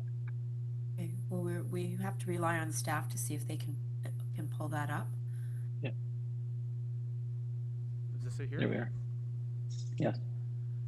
Okay. So we're going to start you at again, but at I paused it at 4 minutes. So please proceed. Okay. Thank you. So this is the support material sheet 1 that I was referring to. A quick glance at the existing subject lot versus the prescribed lot frontage and average depth shows the disparity there that kind of trickles through several of the variances. If we could jump to support material sheet 4, please. The proposed built form outline in the blue dash line as compared to the permitted, the green dash line. Generally, it's noted that there are no impactful differences. On the street side, the 3rd story integrates into a pitched roof line with dormer window following zoning guidelines, especially as a desirable integration with a neighborhood mix of 2- and 3-story dwellings. Area 1 on this diagram, highlighted in blue, is for a height variance 1 meter or less and is recessed from the front and rear zones such that the related shadow profiles are confined to side yard areas only. Area 2 is the extent of the rear yard setback variance located below the conforming rear yard deck, which has no apparent negative impact. A variance for rear main wall height is required by virtue of the vertical wall at the 3rd story at the rear, though compared to the green dash line as a right profile, it would seem less impactful. This diagram also speaks to respectful allocation of space within the built form envelope. When introducing density, the variance for density is effectively tucked mainly within the permitted profile, even recessed from it at the rear. There's precedent for 1.2 to 1.43 times the area of the lot in the area in past decisions, which were all approved, especially among this particular niche of smaller lots to accommodate reasonable sized dwellings. Support material sheet 4 shows additional examples of density located locally that exceed recent approvals and photos of this existing density context. The proposed upper level deck is set back from the south neighbor's rear wall and set back from the roof edge on all sides to shield overlook concerns. The neighbor to the north has written support for the application, and the abutting rear CR zone has no platform size limits in juxtaposition. 1 parking space deficiency is reasonable within a 5-minute walk to the increasingly robust transportation hub at Pape Station, though permit parking does confirm 382 street parking permits in the area are currently available and not being used. Support material sheet 5 highlights the limited extent of the front wall variance, just a touch extra width at the dormer. It also references access to the basement apartment, subtly integrated, which at a 5-minute walk to Pape Station is a desirable asset to the proposal from a planning perspective. With support from planning and some neighbors, it's felt that this balanced proposal, supported by the official plan and general intent of the zoning bylaw, does meet the 4 tests, and these are my initial submissions and support. Thank you very much. Any questions of the speaker at this time? Okay. Moderator will, you could have the next speaker on the line, please. Yep. The next speaker is Laura Tobias. Hello. Good hi. morning. Good morning, Ms. Tobias. Hello. Could you just confirm your name and address for the record, please? Yes, I am Laura Tobias. I live at 86 Muriel Avenue, the property to the north. Okay. You have 5 minutes. Okay, thank you. As the applicant agent mentioned, I have stated my support with for the project. However, I do have 5 conditions which have been discussed with Ian, that's the applicant. And I'm not sure, I did send this in, but I'll just quickly go over the 5 conditions that I feel are important. Plus I have one question at the end. So I've asked for a pre-construction assessment of my property, 86 Muriel Avenue, that be conducted and documented by the applicant. And if any damage is incurred to 86 Muriel Avenue during the project, that 86 Muriel will be restored to its original state by the applicant and at his cost. Care, it's important to me that care is taken during all stages of the project, demolition, tree removal, construction, etc., to mitigate safety hazards, dust, noise, etc. An opaque privacy fence is erected on the north side of all decks, balconies, terraces, etc., at the back of 84 Muriel Avenue to help, preserve my privacy. Appropriate and proper property drainage is ensured. And I do see that the soft landscaping variance, I think, has been retracted, that request. I think it was number 12. And post-construction, the pre-existing rear yard fence shared by 84 and 86 Muriel is restored to its current condition and location, other than possibly very minor adjustment that might be needed near the front of that fence due to the new build on Ian's property. If the gate at 86 Muriel Avenue needs to be moved due to the rebuild, Mr. Vanderwell and I will discuss and agree on the new location, and he will have it done and incur the cost. However, I've discussed that further with him, and it appears that it would not really have to be moved. Yes, so in terms of drainage, I understand, like I mentioned, that number 12 variance, I think it was number 12, has been removed, but I'm not sure how that pertains to parking pads at the front. However, I know my other neighbor is going to ask a question regarding that. And the question that I have, after listening to these previous applications and concerns about builds being so close to existing structures, I am, curious in terms of the basement, what has to be done at 84 Muriel Avenue in the basement, and how that may affect, being so close to my property, the south foundation wall of my property, how that may affect the foundation, etc. I understand that the architect the person who presented may not be the right person to answer this, and Ian has offered me a meeting with his builder, which is good. But if the presenter, the architect could, if he has any response to that, I would appreciate knowing what kind of mitigation happens in a build like this when it's so close to another structure. So that, I think, is it. As mentioned, we have good communication, and I support the application, based on these conditions, which Ian has agreed to. Okay, thank you very much. I just want to make just one general observation. Some of the matters that you spoke to would have to be private agreements between yourself and the owner if the committee did move to approve the application. Some of the issues with respect to drainage and things like that would be dealt with through the building permit process and the process of the city in granting any permissions.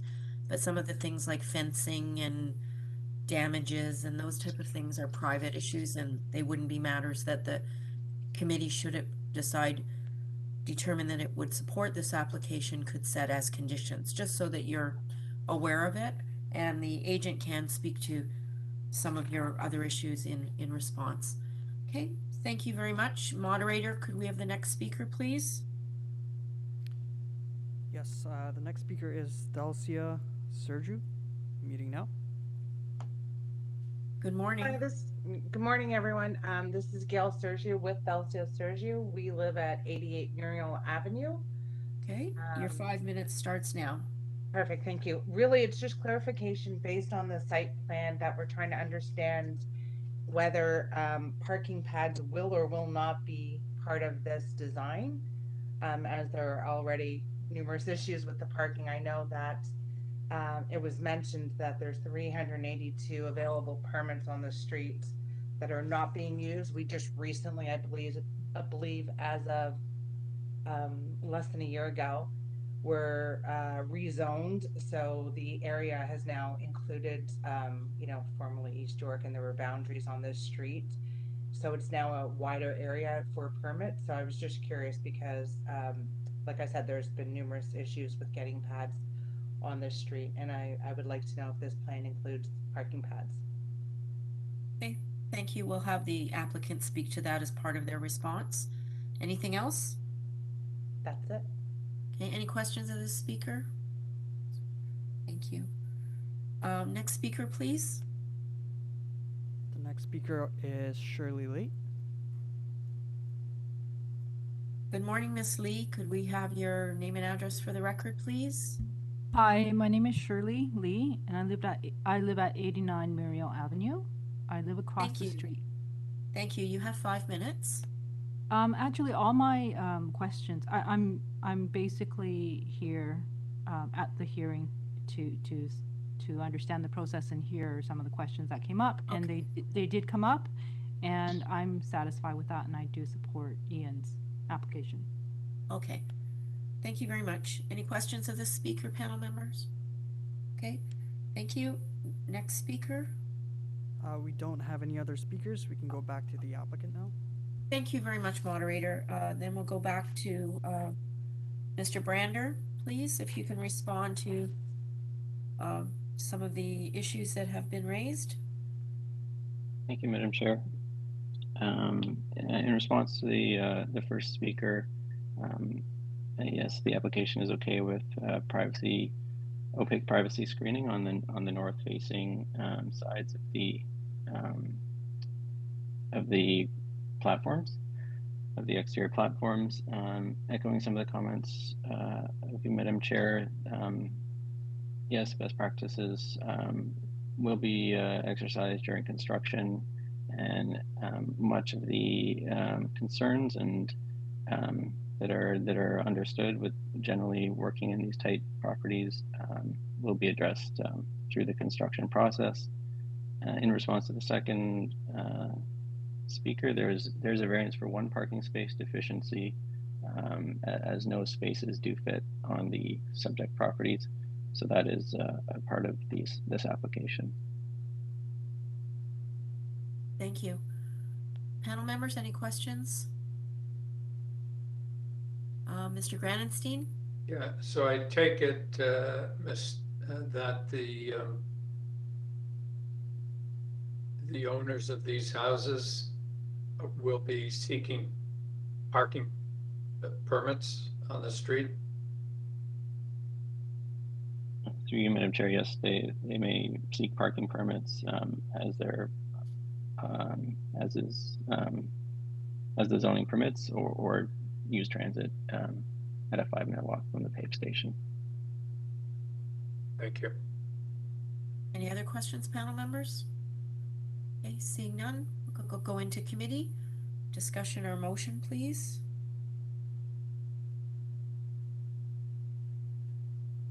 Mr. Reed? Thanks, Chair. I think these are really well-designed houses and are reasonable in terms of what they're requesting, and really aligning with the kind of built form pattern in the area. I do agree that as amended, the changes have been very helpful. I was concerned with the variance number 12, but as amended, I think that's great. And I wanted to let the applicant know that the supplemental materials that got pulled up on the screen were very helpful and clear. And I think they did show the very small incremental requests that are being made as compared to what is existingly permitted. So I move for approval of the amended application. That's with variance 6, FSI to 1.35, and the deletion of variance 12.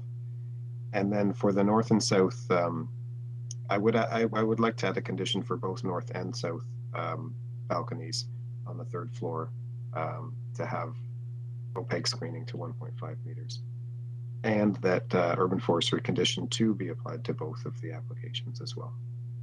Thank you. Do I have a seconder? What about the conditions from staff?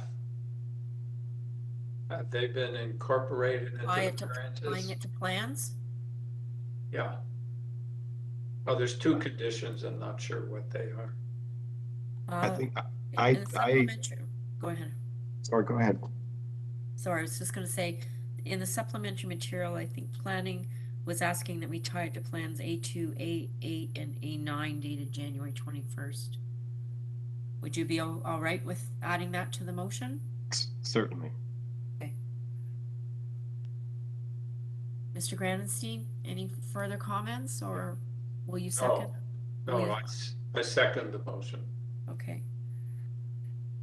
So that's a motion to approve the amended application with the condition of screening on the north and south balconies, and that it be tied to plans A2, A8, and A9.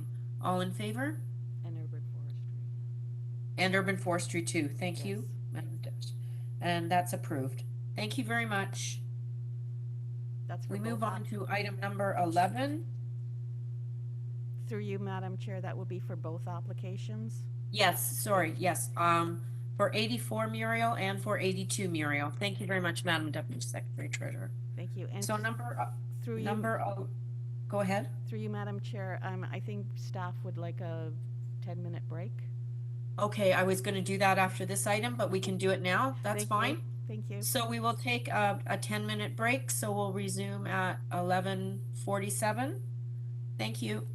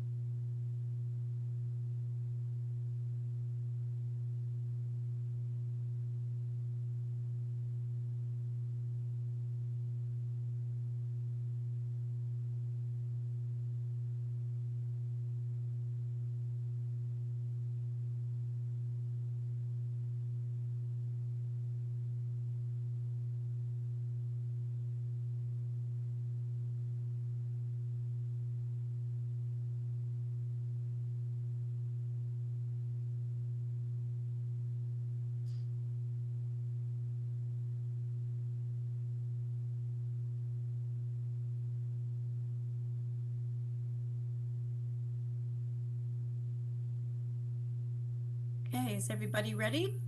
Yes. Okay, great. So we're going to start again with item number 11, 139 Wolseley Street. The committee has before it copy of plan of survey, site plan, floor plans, and elevations. Email correspondence from Zahani and Toma Zahafiri. I hope I pronounced that correctly. And correspondence and support from 135, 137, 142, and 141 Wolseley Street.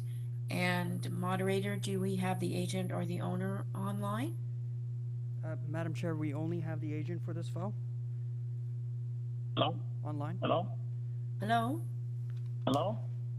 Yes, can you hear me? Yes, I can hear you. Okay. Are you the owner or the agent? I am the agent. Okay. Could you? I'm having a little hard time. I'm having a little hard time hearing you. Can you hear me now? Yes. Could you state your name and address, please? Yes, Arden Stapi, 1287 Rapi Avenue, Mississauga. 1287, I'm sorry? Strapi. Okay. Straphy Avenue, Mississauga. Thank you. Arvin, sorry, through you, Madam Chair. Moderator, are there other people online wishing to speak to this application? No, Madam Chair, there are not any other speakers. Arvin, if you can just take us off speaker and speak directly into your handset, maybe we can hear you better that way.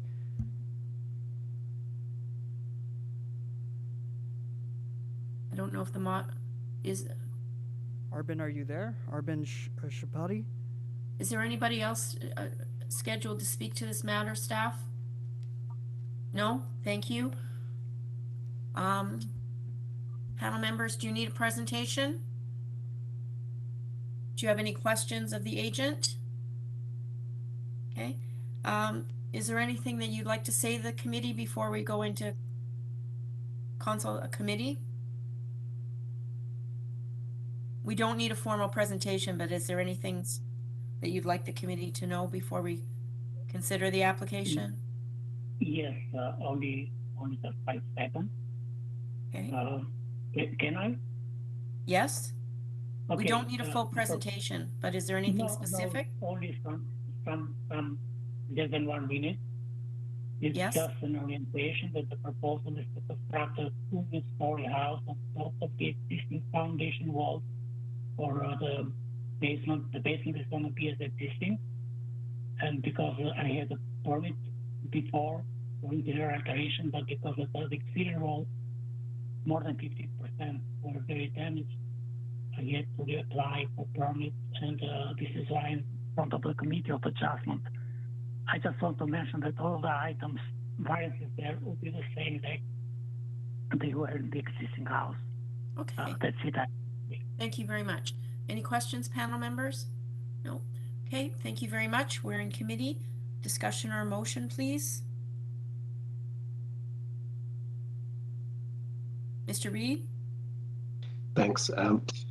Yeah, I'd like to move a motion for approval. I think this is a very reasonable application, and as the applicant said, and the letter that they included with the application was very helpful in terms of identifying what happened and why this is before the committee.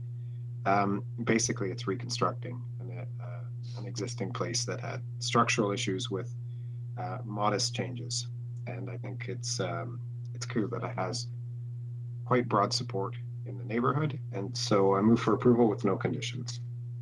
Thank you. Do I have a seconder? Thank you, Mr. Granstein. So we have a motion for approval of the application, no conditions. All in favor? Your application has been approved. Thank you very much. Have a wonderful day. We're moving on to item number 12, 1406 Dufferin Street. Committee has before it a copy of plan of survey, site plan, floor plans, and elevations. Moderator, do we have agent or applicant on the line? Yes, Madam Chair, we simply have the agent on the line. Hello, I'm here. Hello? Hello, can you hear me? Yes.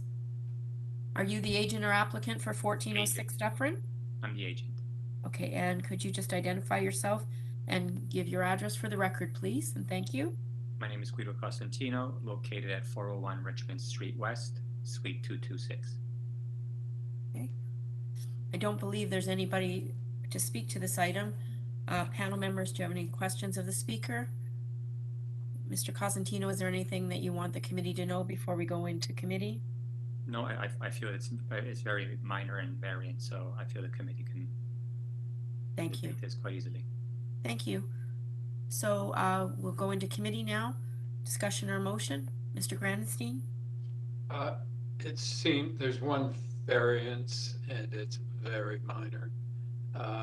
I move the application be approved with no conditions. Okay, do I have a seconder? Mr. Reed, thank you. So all in favor? The application's been approved with no conditions. Thank you. Moving on to item number 13, 219 Jones Avenue.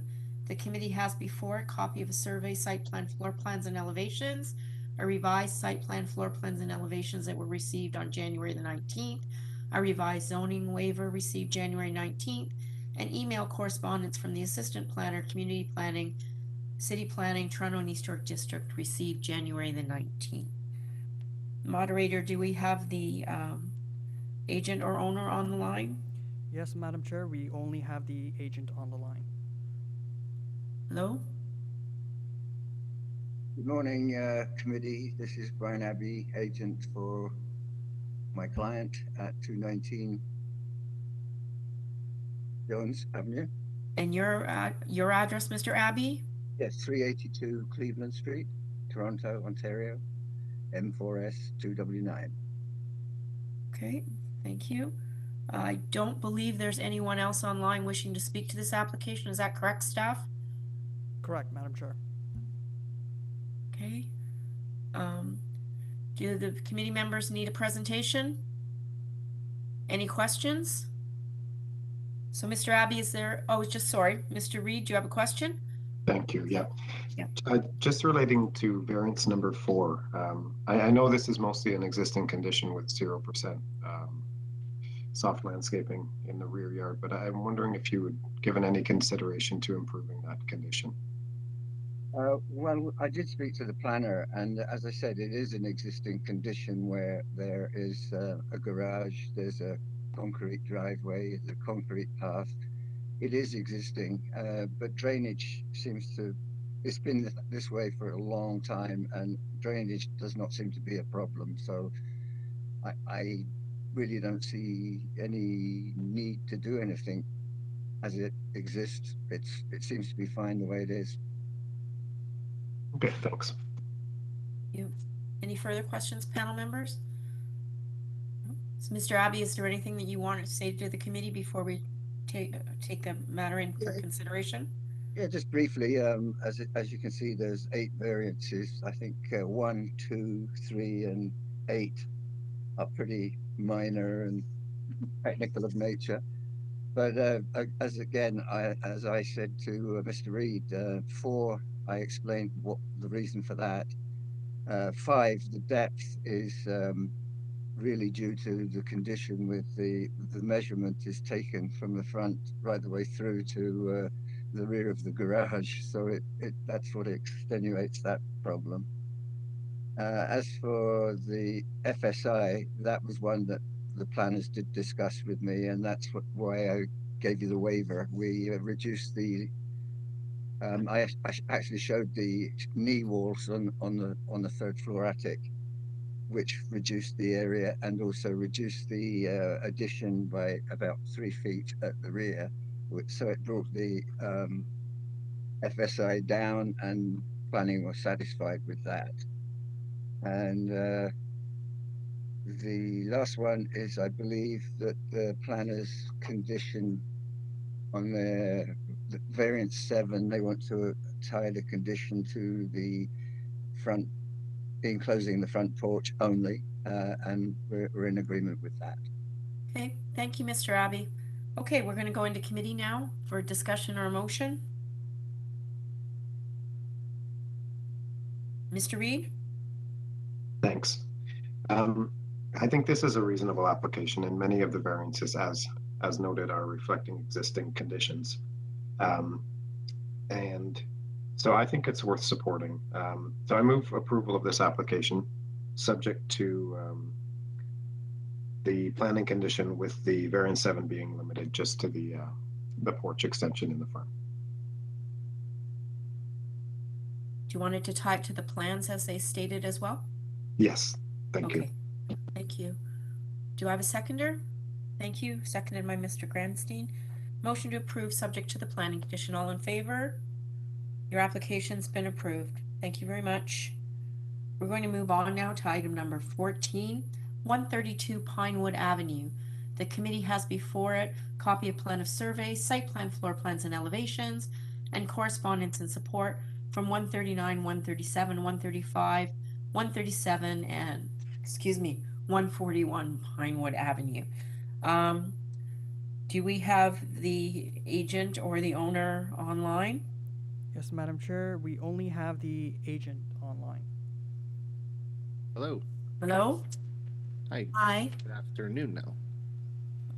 Oh, yes, it is just noon. Good afternoon.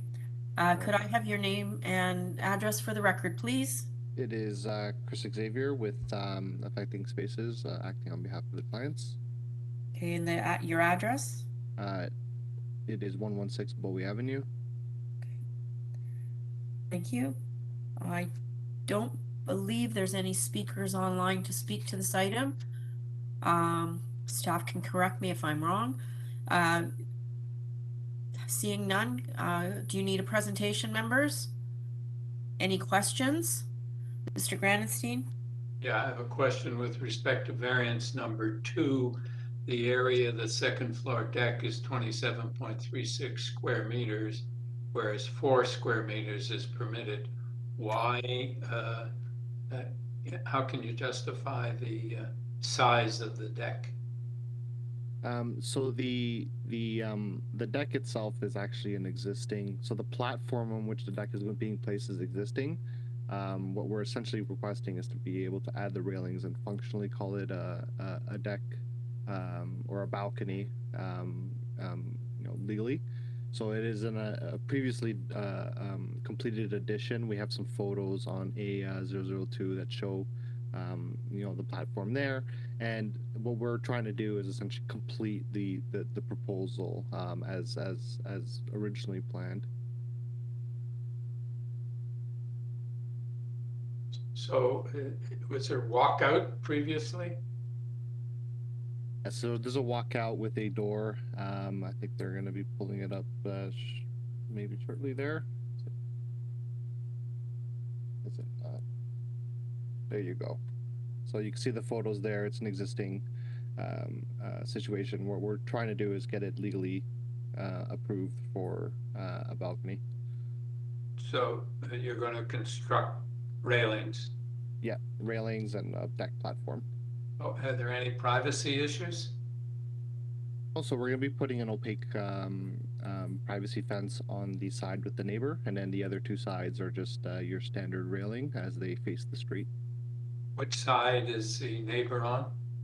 The neighbor is the I think it's the north side. I believe it's the south side. Oh. Yes. So your client won't object to us making it a condition of a privacy fence on the south side, 1.5 meters opaque? No, we have a privacy fence proposed. Okay, thank you. It's a 2 meter privacy fence proposed on that side. All right. The drawing A201, the part side south elevation shows I think what they're proposing as the screening. Is that correct? Yep. 201 shows the other side and with a dotted line, and then 200 shows kind of all of the views that pertain to it. A200. Okay.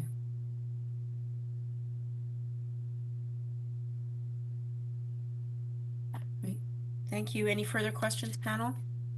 Okay, ready to go into committee for discussion or motion?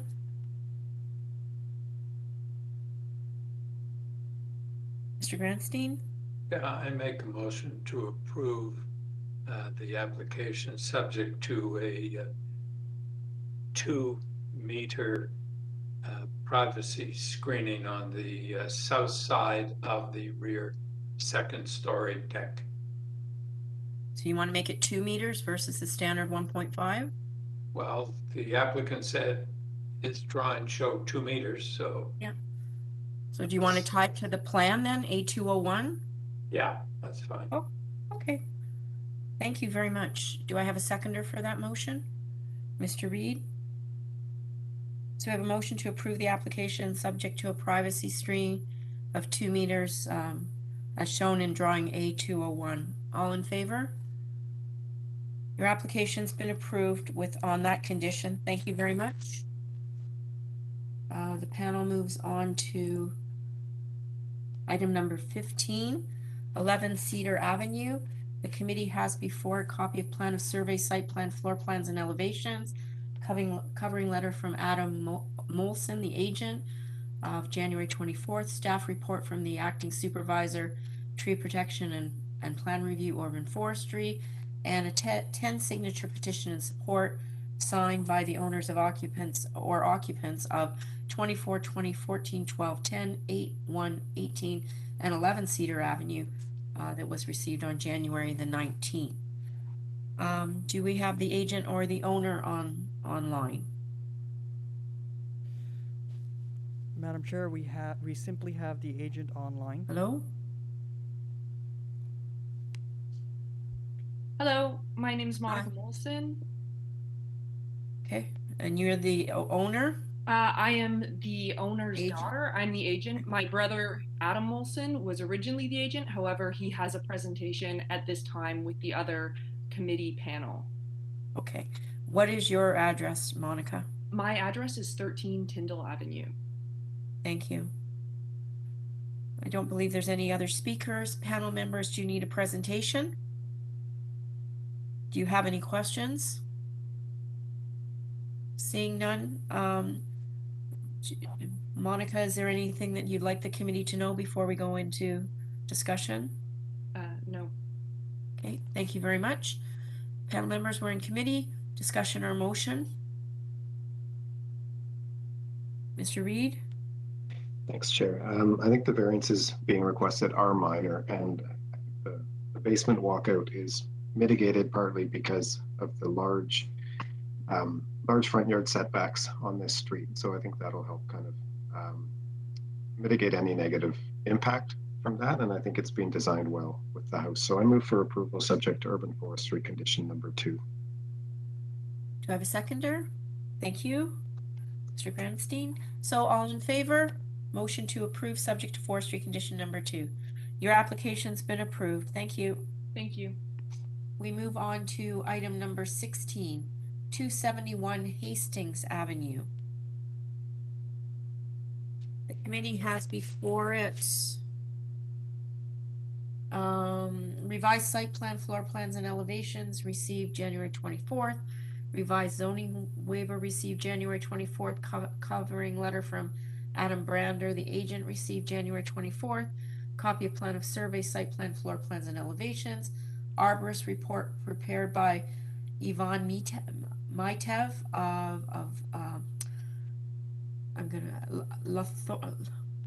Lothlorien Garden Consulting. Supporting materials from the agent. Staff report from the supervisor, tree protection and plan review, urban forestry. Correspondence in concern or interest from Harry Houtman at 45 Harriet Street, and opposition from 269, 275, and 273 Hastings Avenue. Do we have the agent or owner online? Madam Chair, we have the agent online along with 2 additional speakers in opposition and in interest.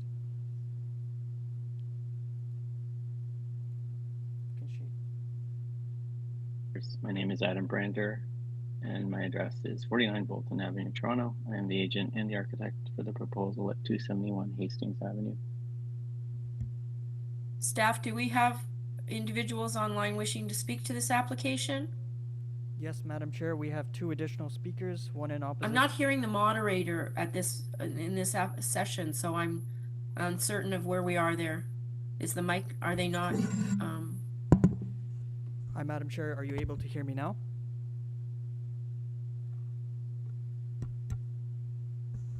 Madam Chair, can you hear me? I can't hear staff at all on in this time slot. I'm not getting any. Madam Chair, can you hear me at all? I can't hear you. Nothing. Madam Chair, are you able to hear me now? I'm able to hear you now. I haven't been able to hear you since we came back from break. I apologize. I had a feeling. So yes, we have. That's why I was kind of going, I'm not hearing anybody. So thank you. Okay. Yes, we have 2 additional speakers, one in opposition and one in interest. Thank you very much. That's helpful. So you have 5 minutes to give a presentation to the committee. Your time starts now. Thank you, Madam Chair. If we can refer to support material sheet 1, please, to begin. This diagram shows the prevalent front yard setback condition along Hastings Avenue near the subject site, and it also highlights the local inconsistency just near 271.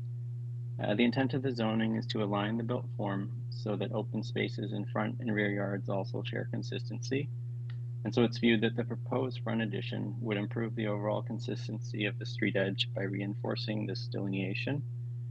The approach to built form is particularly effective on north-south streets such as this, as primary shadow casting at the north neighbor is limited to side yard areas versus in a staggered massing with potential shadow directed at more coveted front and rear yard space. And so this supports the front setback variance is a good thing, as this application is in keeping with the intents of the zoning. There are 2 front platform location variances that piggyback inadvertently given the front addition. The intent of these variances is to guide limitations on projecting decks into the front yard. And here the decks are proposed integrated into step backs in the built form. The deck location generally looking to the front is an asset from a planning perspective for eyes on the street and eliminating rear yard privacy concerns altogether, as can be the concern with rear yard deck locations. Extending on this, if we look to support material sheet 2 that I see up, it can be seen that the 3rd floor massing is significantly recessed at the front, allowing for an integrated massing with 2, 2.5, and 3-story dwellings on Hastings. The flat front 3rd story wall requires a front wall variance, though compared to the permitted massing profile outlined with the green dashed line, it's clear that the proposed front wall in its location is less impactful.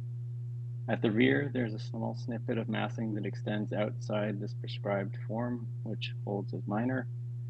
With respect to floor space index, 17 past decisions are cited on support material sheet 3.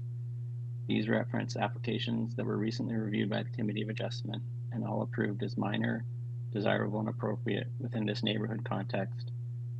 With this proposed built form almost completely within the built form envelope and a comparatively lower FSI, it would seem also supportable.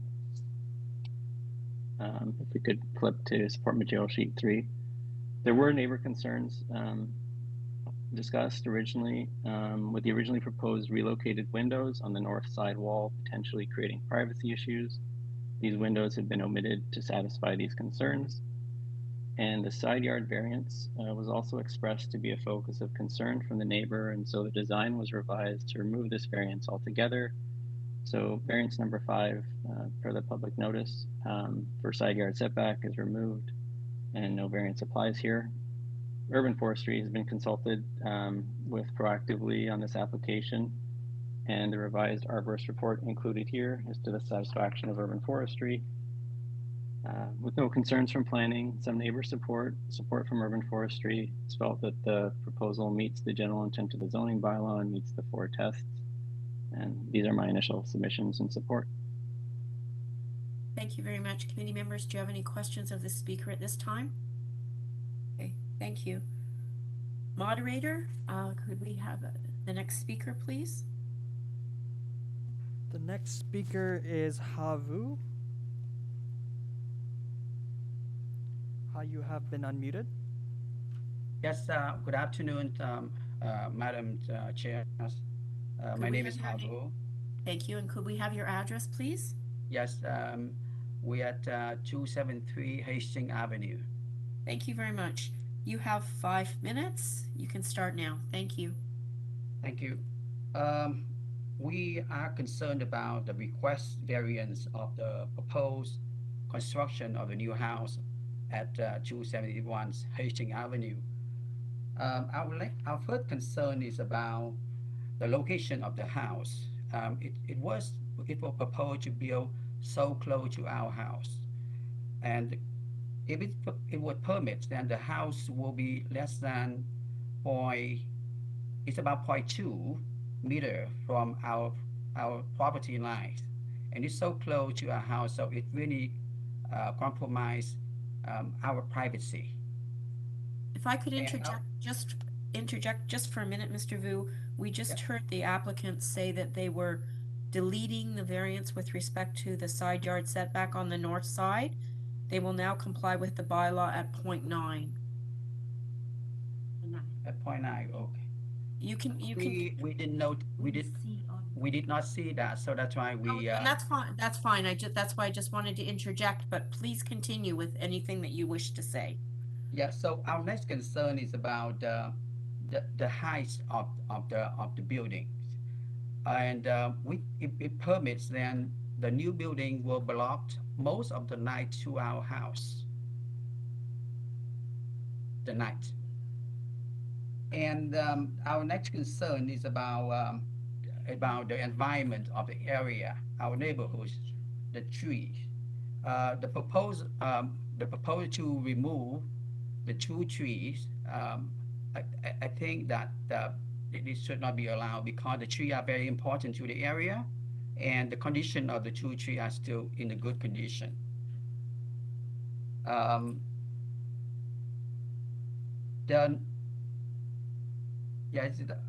In December 2021, the tree number 5 suffered a very minor damage from the storm, the winter storm, and we called the city, and the city sent someone to inspect the tree, and it confirmed that the condition of the tree is still good.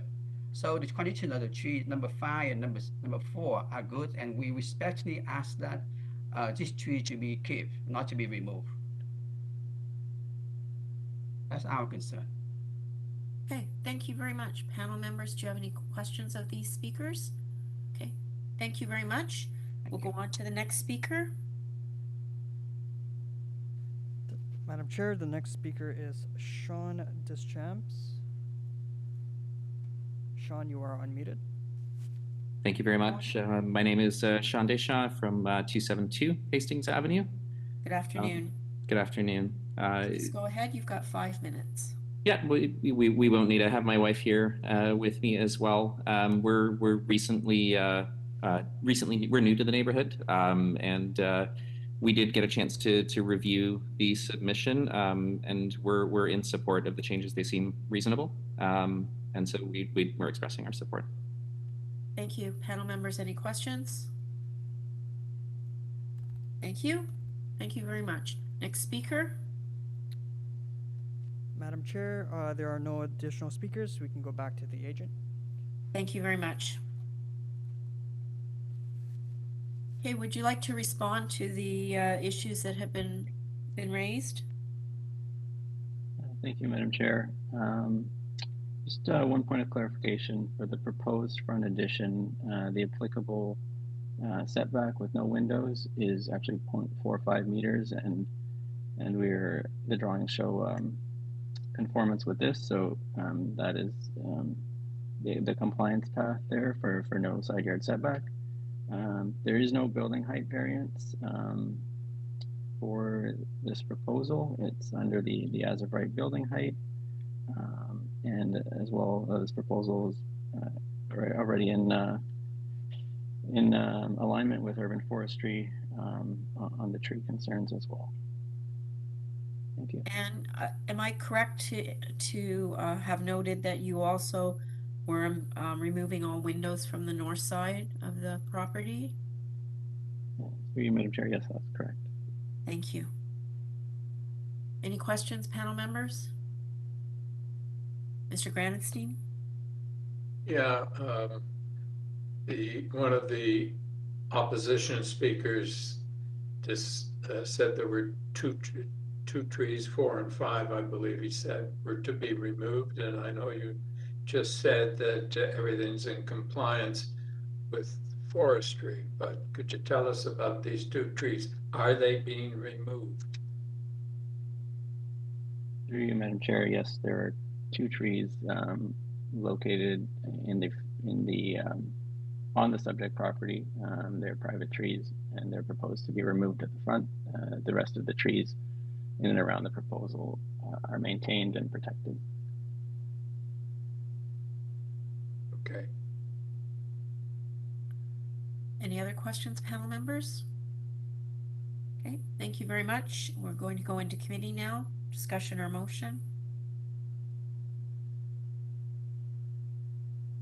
Mr. Reed? Thanks. I think that this is being well designed, and the variances are minor. And I think that, especially with the step back on the 3rd floor, the front wall height variance is minimized, the impacts of it. Plus, with the removal of variance 5, I think that goes to address some of the concerns about side yard setback with, well, hopefully most of the concerns about side yard setback with the neighbor.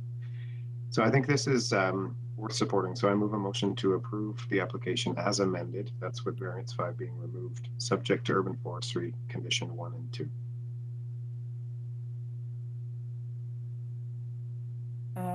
Seconded by Mr. Granstein. Would you consider a friendly amendment to indicate that there should be no windows on the north side?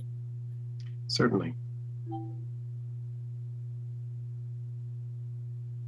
Mr. Granenstein, are you in favor of that amendment? Yes. Okay, thank you. All in favor then?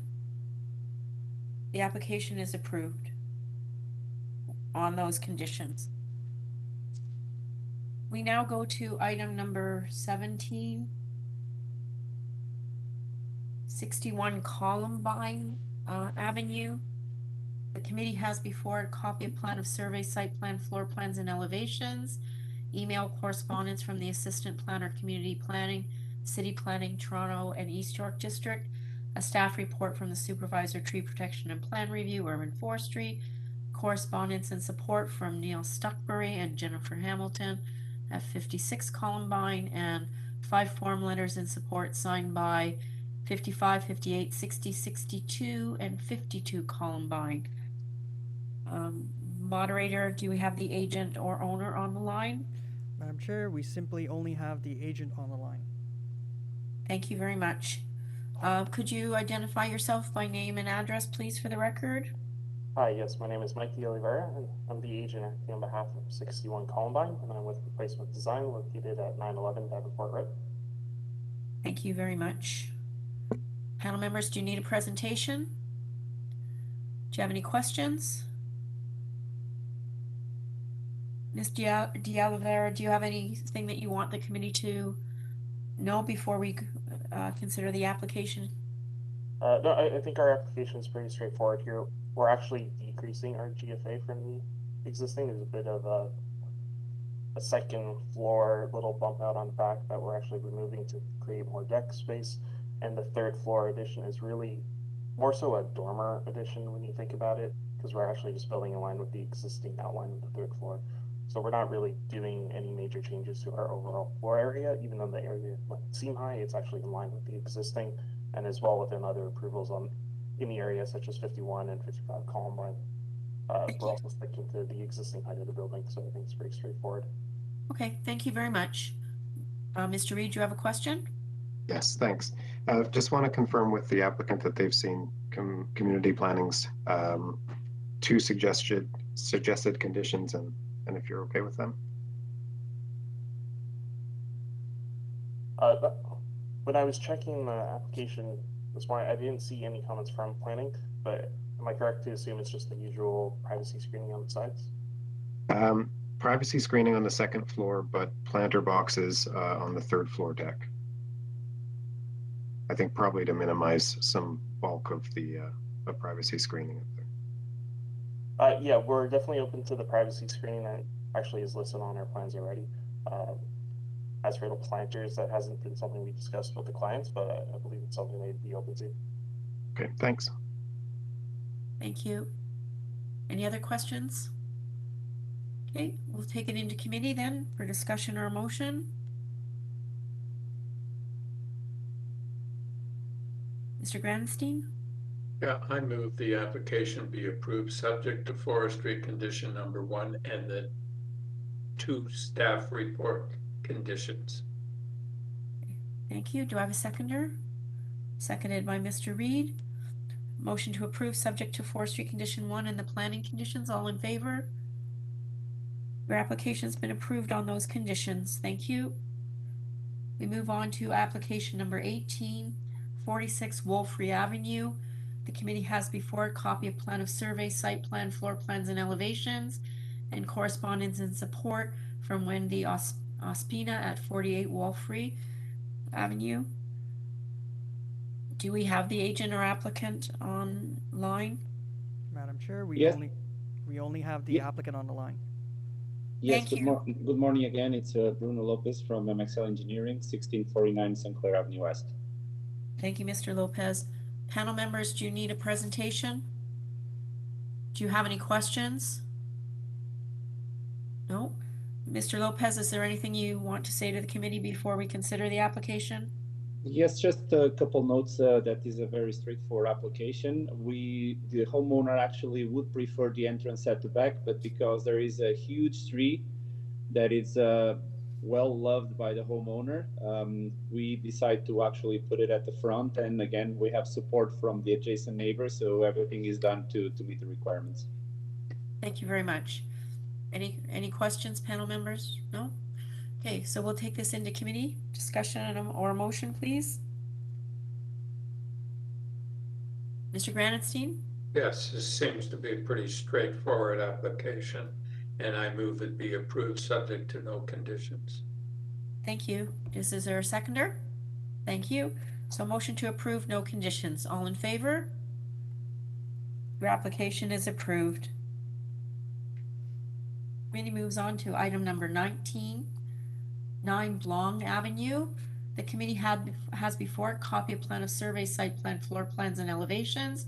Revised site plan, floor plans, and elevations received January 19th. Revised zoning notice received January 19th. Covering letter from Mayar Ramini, the agent, received January 19th. Urban forestry package consisting of a site plan outlining the tree protection zones and 6 photographs of the existing trees received October 8th. Email correspondence from the assistant planner, community planning, city planning, Toronto and East York District received January 19th. Staff reports from the supervisor, tree protection and plan review, urban forestry received January 19th. And correspondence in concern or interest from Jean Whistler at 3 BLONG Avenue received January 24th. And correspondence in opposition from 20 BLONG Avenue and 11 BLONG Avenue. Moderator, do we have the agent or owner online? Madam Chair, we have the agent on the line along with 2 other speakers, both in opposition. Thank you very much. Could the agent or owner identify themselves by name and address, please, for the record? Sorry, couldn't hear you. Hi, Mr. Rahimi. We are unable to hear you properly. If you can just make sure you're speaking directly into the mic. Can you hear me? Much better. Hi, my name is Mahia Rahimi. I'm the agent for this application, and my address is 3 Judith Drive. Sorry, the address again, I'm sorry? It's 3 Judith Drive. Thank you. Before you just start into your presentation, I understand from reviewing the materials and the supplementary materials, you wish to make some changes to the variances being requested. Am I correct? Yes. So we actually. So can we go through those one at a time based on what's on the notice so that before we start your presentation, we're clear on exactly what variances have been changed or deleted? Please and thank you. Okay. So variance number 1, 2, 4, 5, 6, and 8 were removed. Okay, thank you. And the only remaining one thing are variance number 3 and 7. Okay. And number 3, the FSI is being amended though, is it not? Yes, that is reduced from 1.25 to 1.16. And the front wall height is also being changed? Yes, and that is changed from. Is it going to 9.84 from Yes, 10.15? 9.84. Yes, that's correct. Okay. Okay, thank you. I just want our staff clear on those changes? Yes. Could the agent confirm whether minor variance 9 is being deleted as well? Yes, that one is being deleted. Okay. So I just wanted to make sure that we were all certain of what is proceeding. You can go ahead now. You have 5 minutes. Okay, so that was actually most of my presentation. I just wanted to say that 2 days prior to the deadline to submit any materials, the staff reached out to us regarding some concern they had about this application. In that short period of time, we revised our plan to address their concern and our neighbor concern. As a result, we are only asking for 2 variances now, which I went through them. And that's only the FSI and the height. That's all I wanted to add for this application. If there's any question, I'll be happy to answer.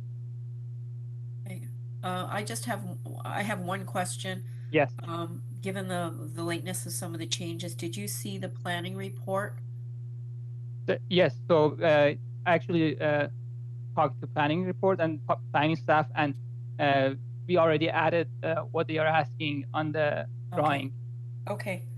Thank you very much. Panel members, do you have any questions of the speaker at this time? Okay, thank you. Moderator, can we go on to the next speaker, please? Madam Chair, the next speaker is Diane Liu. Okay. Hello, can you hear me? Yes, Miss Liu, we can hear you. Could you just identify yourself and give your address for the record, please? Diane Liu, daughter of the owner of 11 BLONG Avenue. Okay. Thank you. Were you aware of the changes in the application as we Actually, Mayar and I had a phone conversation on Monday to discuss some of my objections. Okay. And he did tell me that there were some modifications online, so I downloaded them yesterday to have a look, a quick look. So you go ahead and whatever you'd like to tell the committee, please proceed. So I had a quick look, and after the conversation we had on Monday as well, overall I just feel that the house is quite big. I'm just worried right now that during the construction, I'm gonna have a hard time putting all the garbage and moving around, like just material and garbage and people. Right now there's a 2-way street, and one side of the street is already parked with cars, and it's really hard to maneuver, even like delivery trucks when they come in. It's hard to come in and out. And also when I try to get into the garage, sometimes the other house on 27 BLONG Avenue is also blocking my way to go into the garage, so I have to take another way. And then the ones I had was kind of trapped in the alleyway because another car was trying to get out. So I'm just really worried in terms of traffic and the size of that house and not being able to park or storage garbage and material and cars. And yeah, sorry, I thought it was a bit dry. Okay. Anything else?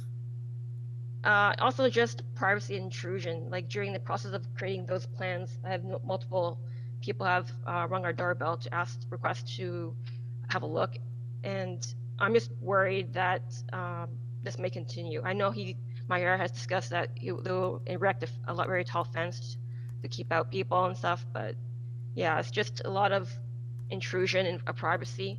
And I noticed when I had a second look at the plans, I noticed the third floor has overlooks our backyard. I know that there were some planters being put around to, I guess, for privacy, but I mean, they can still look over if they really wanted to. Okay, thank you very much. Panel members, any questions of this speaker? Thank you very much. Thank you. Moderator, who do we have next? The last speaker is Aegon Banks. Hi, good afternoon, panel, and thank you, Madam Chair.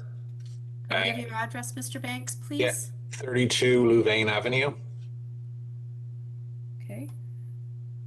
And please proceed. So we are a property that backs onto the dwelling in question and a few lots east of the dwelling.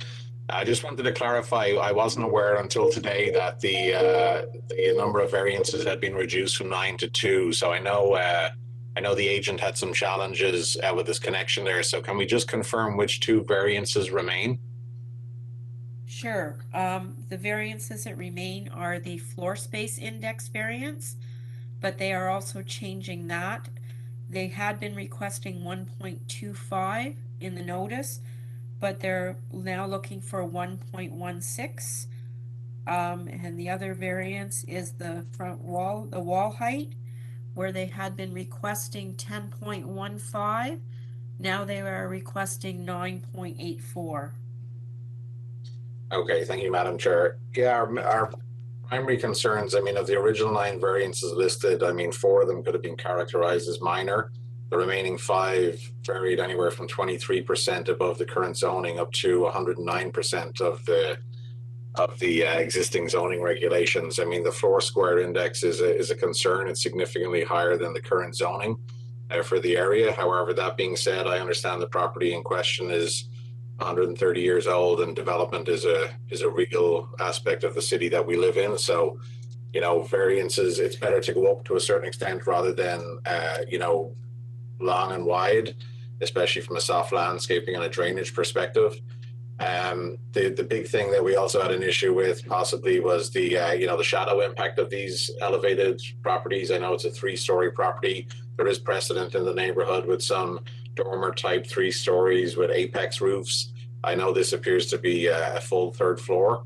And the other thing obviously was the amount of soft landscaping that would be eradicated beyond the zoning requirements. You know, that's an issue with rainwater runoff, flooding, erosion, and so forth. And then the last thing was the 2 trees that are on the property probably predate the existing property, which, like I said, is 130 years old. And it's important to the neighborhood and ourselves that those trees are not removed if they're in healthy condition, just to allow further development of urban property. I think it's important that we work around the trees in question as much as possible and don't simply remove them and replace them with a sapling, which will take several centuries to grow back to the height of the existing one. So we're not opposed to development. We've gone through renovations ourselves. I think they just need to be done in a sustainable and kind of holistic way, taking into account the owner's personal preference. Obviously, every property owner has a right to develop as much as possible as they see fit within the current zoning regulations. However, obviously there are certain exemptions requested with this property that go far beyond the current zoning. I wouldn't describe the FSI thing as minor. So it's really, we just want to make sure that the property owner and the developer in question have kind of considered all the various options and ensure that as much as possible the development fits in with the local area. And again, it's not an aesthetic thing. It's not a, you know, taste as a personal preference. So, you know, what I like versus what someone else likes is not up for debate here. That's a totally individual thing. It's just more so that the 2 variances, especially the FSI one that's left, is a significant jump beyond the current zoning. And like I said, the tree and the 2 trees that are on the property, I believe there's 2. And I wasn't exactly clear in one of the reports that I read, there was pictures of a tree. I just wasn't sure if the agent can confirm if the intention is for these trees to be modified or removed in any way. I wasn't sure why they were included in the report. And I know that Urban Forestry originally recommended that variance 9 be denied due to those trees and the and the soft landscaping requirements. It's a small laneway at the back that has one sewer in the middle of it that, you know, naturally with the amount of tree cover in the area gets quite clogged up with foliage, debris, branches, leaves, and so forth. So just to make sure that the variances keep in mind that there is, you know, we're on a lower part of the city in a floodplain, potentially closer to the lake. So we just wanted to make sure that, you know, the right soft landscaping was left in place so that there could be proper drainage in the event of rainfall or snow melting and so forth. Okay, thank you very much. Panel members, do you have any questions of the speaker? Thank you. So we'll go back to Mr. Raheny now to respond to the issues that have been raised by the speakers. So to respond to the issue raised by the speaker, one common point between all the comments that we received from this application was the soft landscaping, the backyard, and mainly about the water runoff. So we worked with the city staff and we removed that variance, and further we are voluntarily agreeing to use permeable paver in the backyard to reduce the runoff. And as for the construction, we will try our best to contact the contractor and make sure to minimize the. You're breaking up a little bit, Mr. Raheny. Is it better now? You just, please, yes, try again. So I was saying, yeah, at the time of construction, we will work with the contractor to minimize any disruption to our neighbors. And one other point about FSI, we realize that the number might seems large, but it is within the characteristic of the neighborhood and what has been approved. For example, number 27 BLONG, the FSI that approved was 1.14. Number 20 BLONG was 1.24, and recently 116 8th Avenue at 1.16, which is really similar house to what we are proposing, and this is what the city staff recommended to us. Okay, thank you. Committee members, any questions? Okay, seeing no questions, we'll take this into committee now for discussion or motion. Mr. Reed? Thanks, Chair. I commend the applicant for removing majority of the variances and then improving the two remaining ones. And I think in this, as the application stands now, as amended, I think it's supportable. Obviously, there has been some effort made to make it less impactful on the neighbors, and I think the variances that remain are minor. So I move approval of the application subject to urban forestry condition 2, and plus the 3 conditions from community planning. So that's substantially in accordance with, and rear parking be with permeable pavers, and the planter boxes being included on the east, west, and south edges of the 3rd floor, which is already shown in the drawings, but just to outline it more specifically. Thank you. Do I have a seconder? Mr. Granstein, second that motion. All in favor? Your application's been approved with those conditions. As amended. And the amended application's been approved. So the committee moves on to item number 20, 81 Madam LBB Chair, if I may. Certainly, yes. We just have to switch over the YouTube feed. Okay. For this final item. For those of you who are watching on YouTube, this feed will end, this stream will end, and you could rejoin us on the second part of this public hearing. So again, for those of you who are watching on YouTube, this stream will end, and you can find the second part on our YouTube channel. It's just the last one, yeah.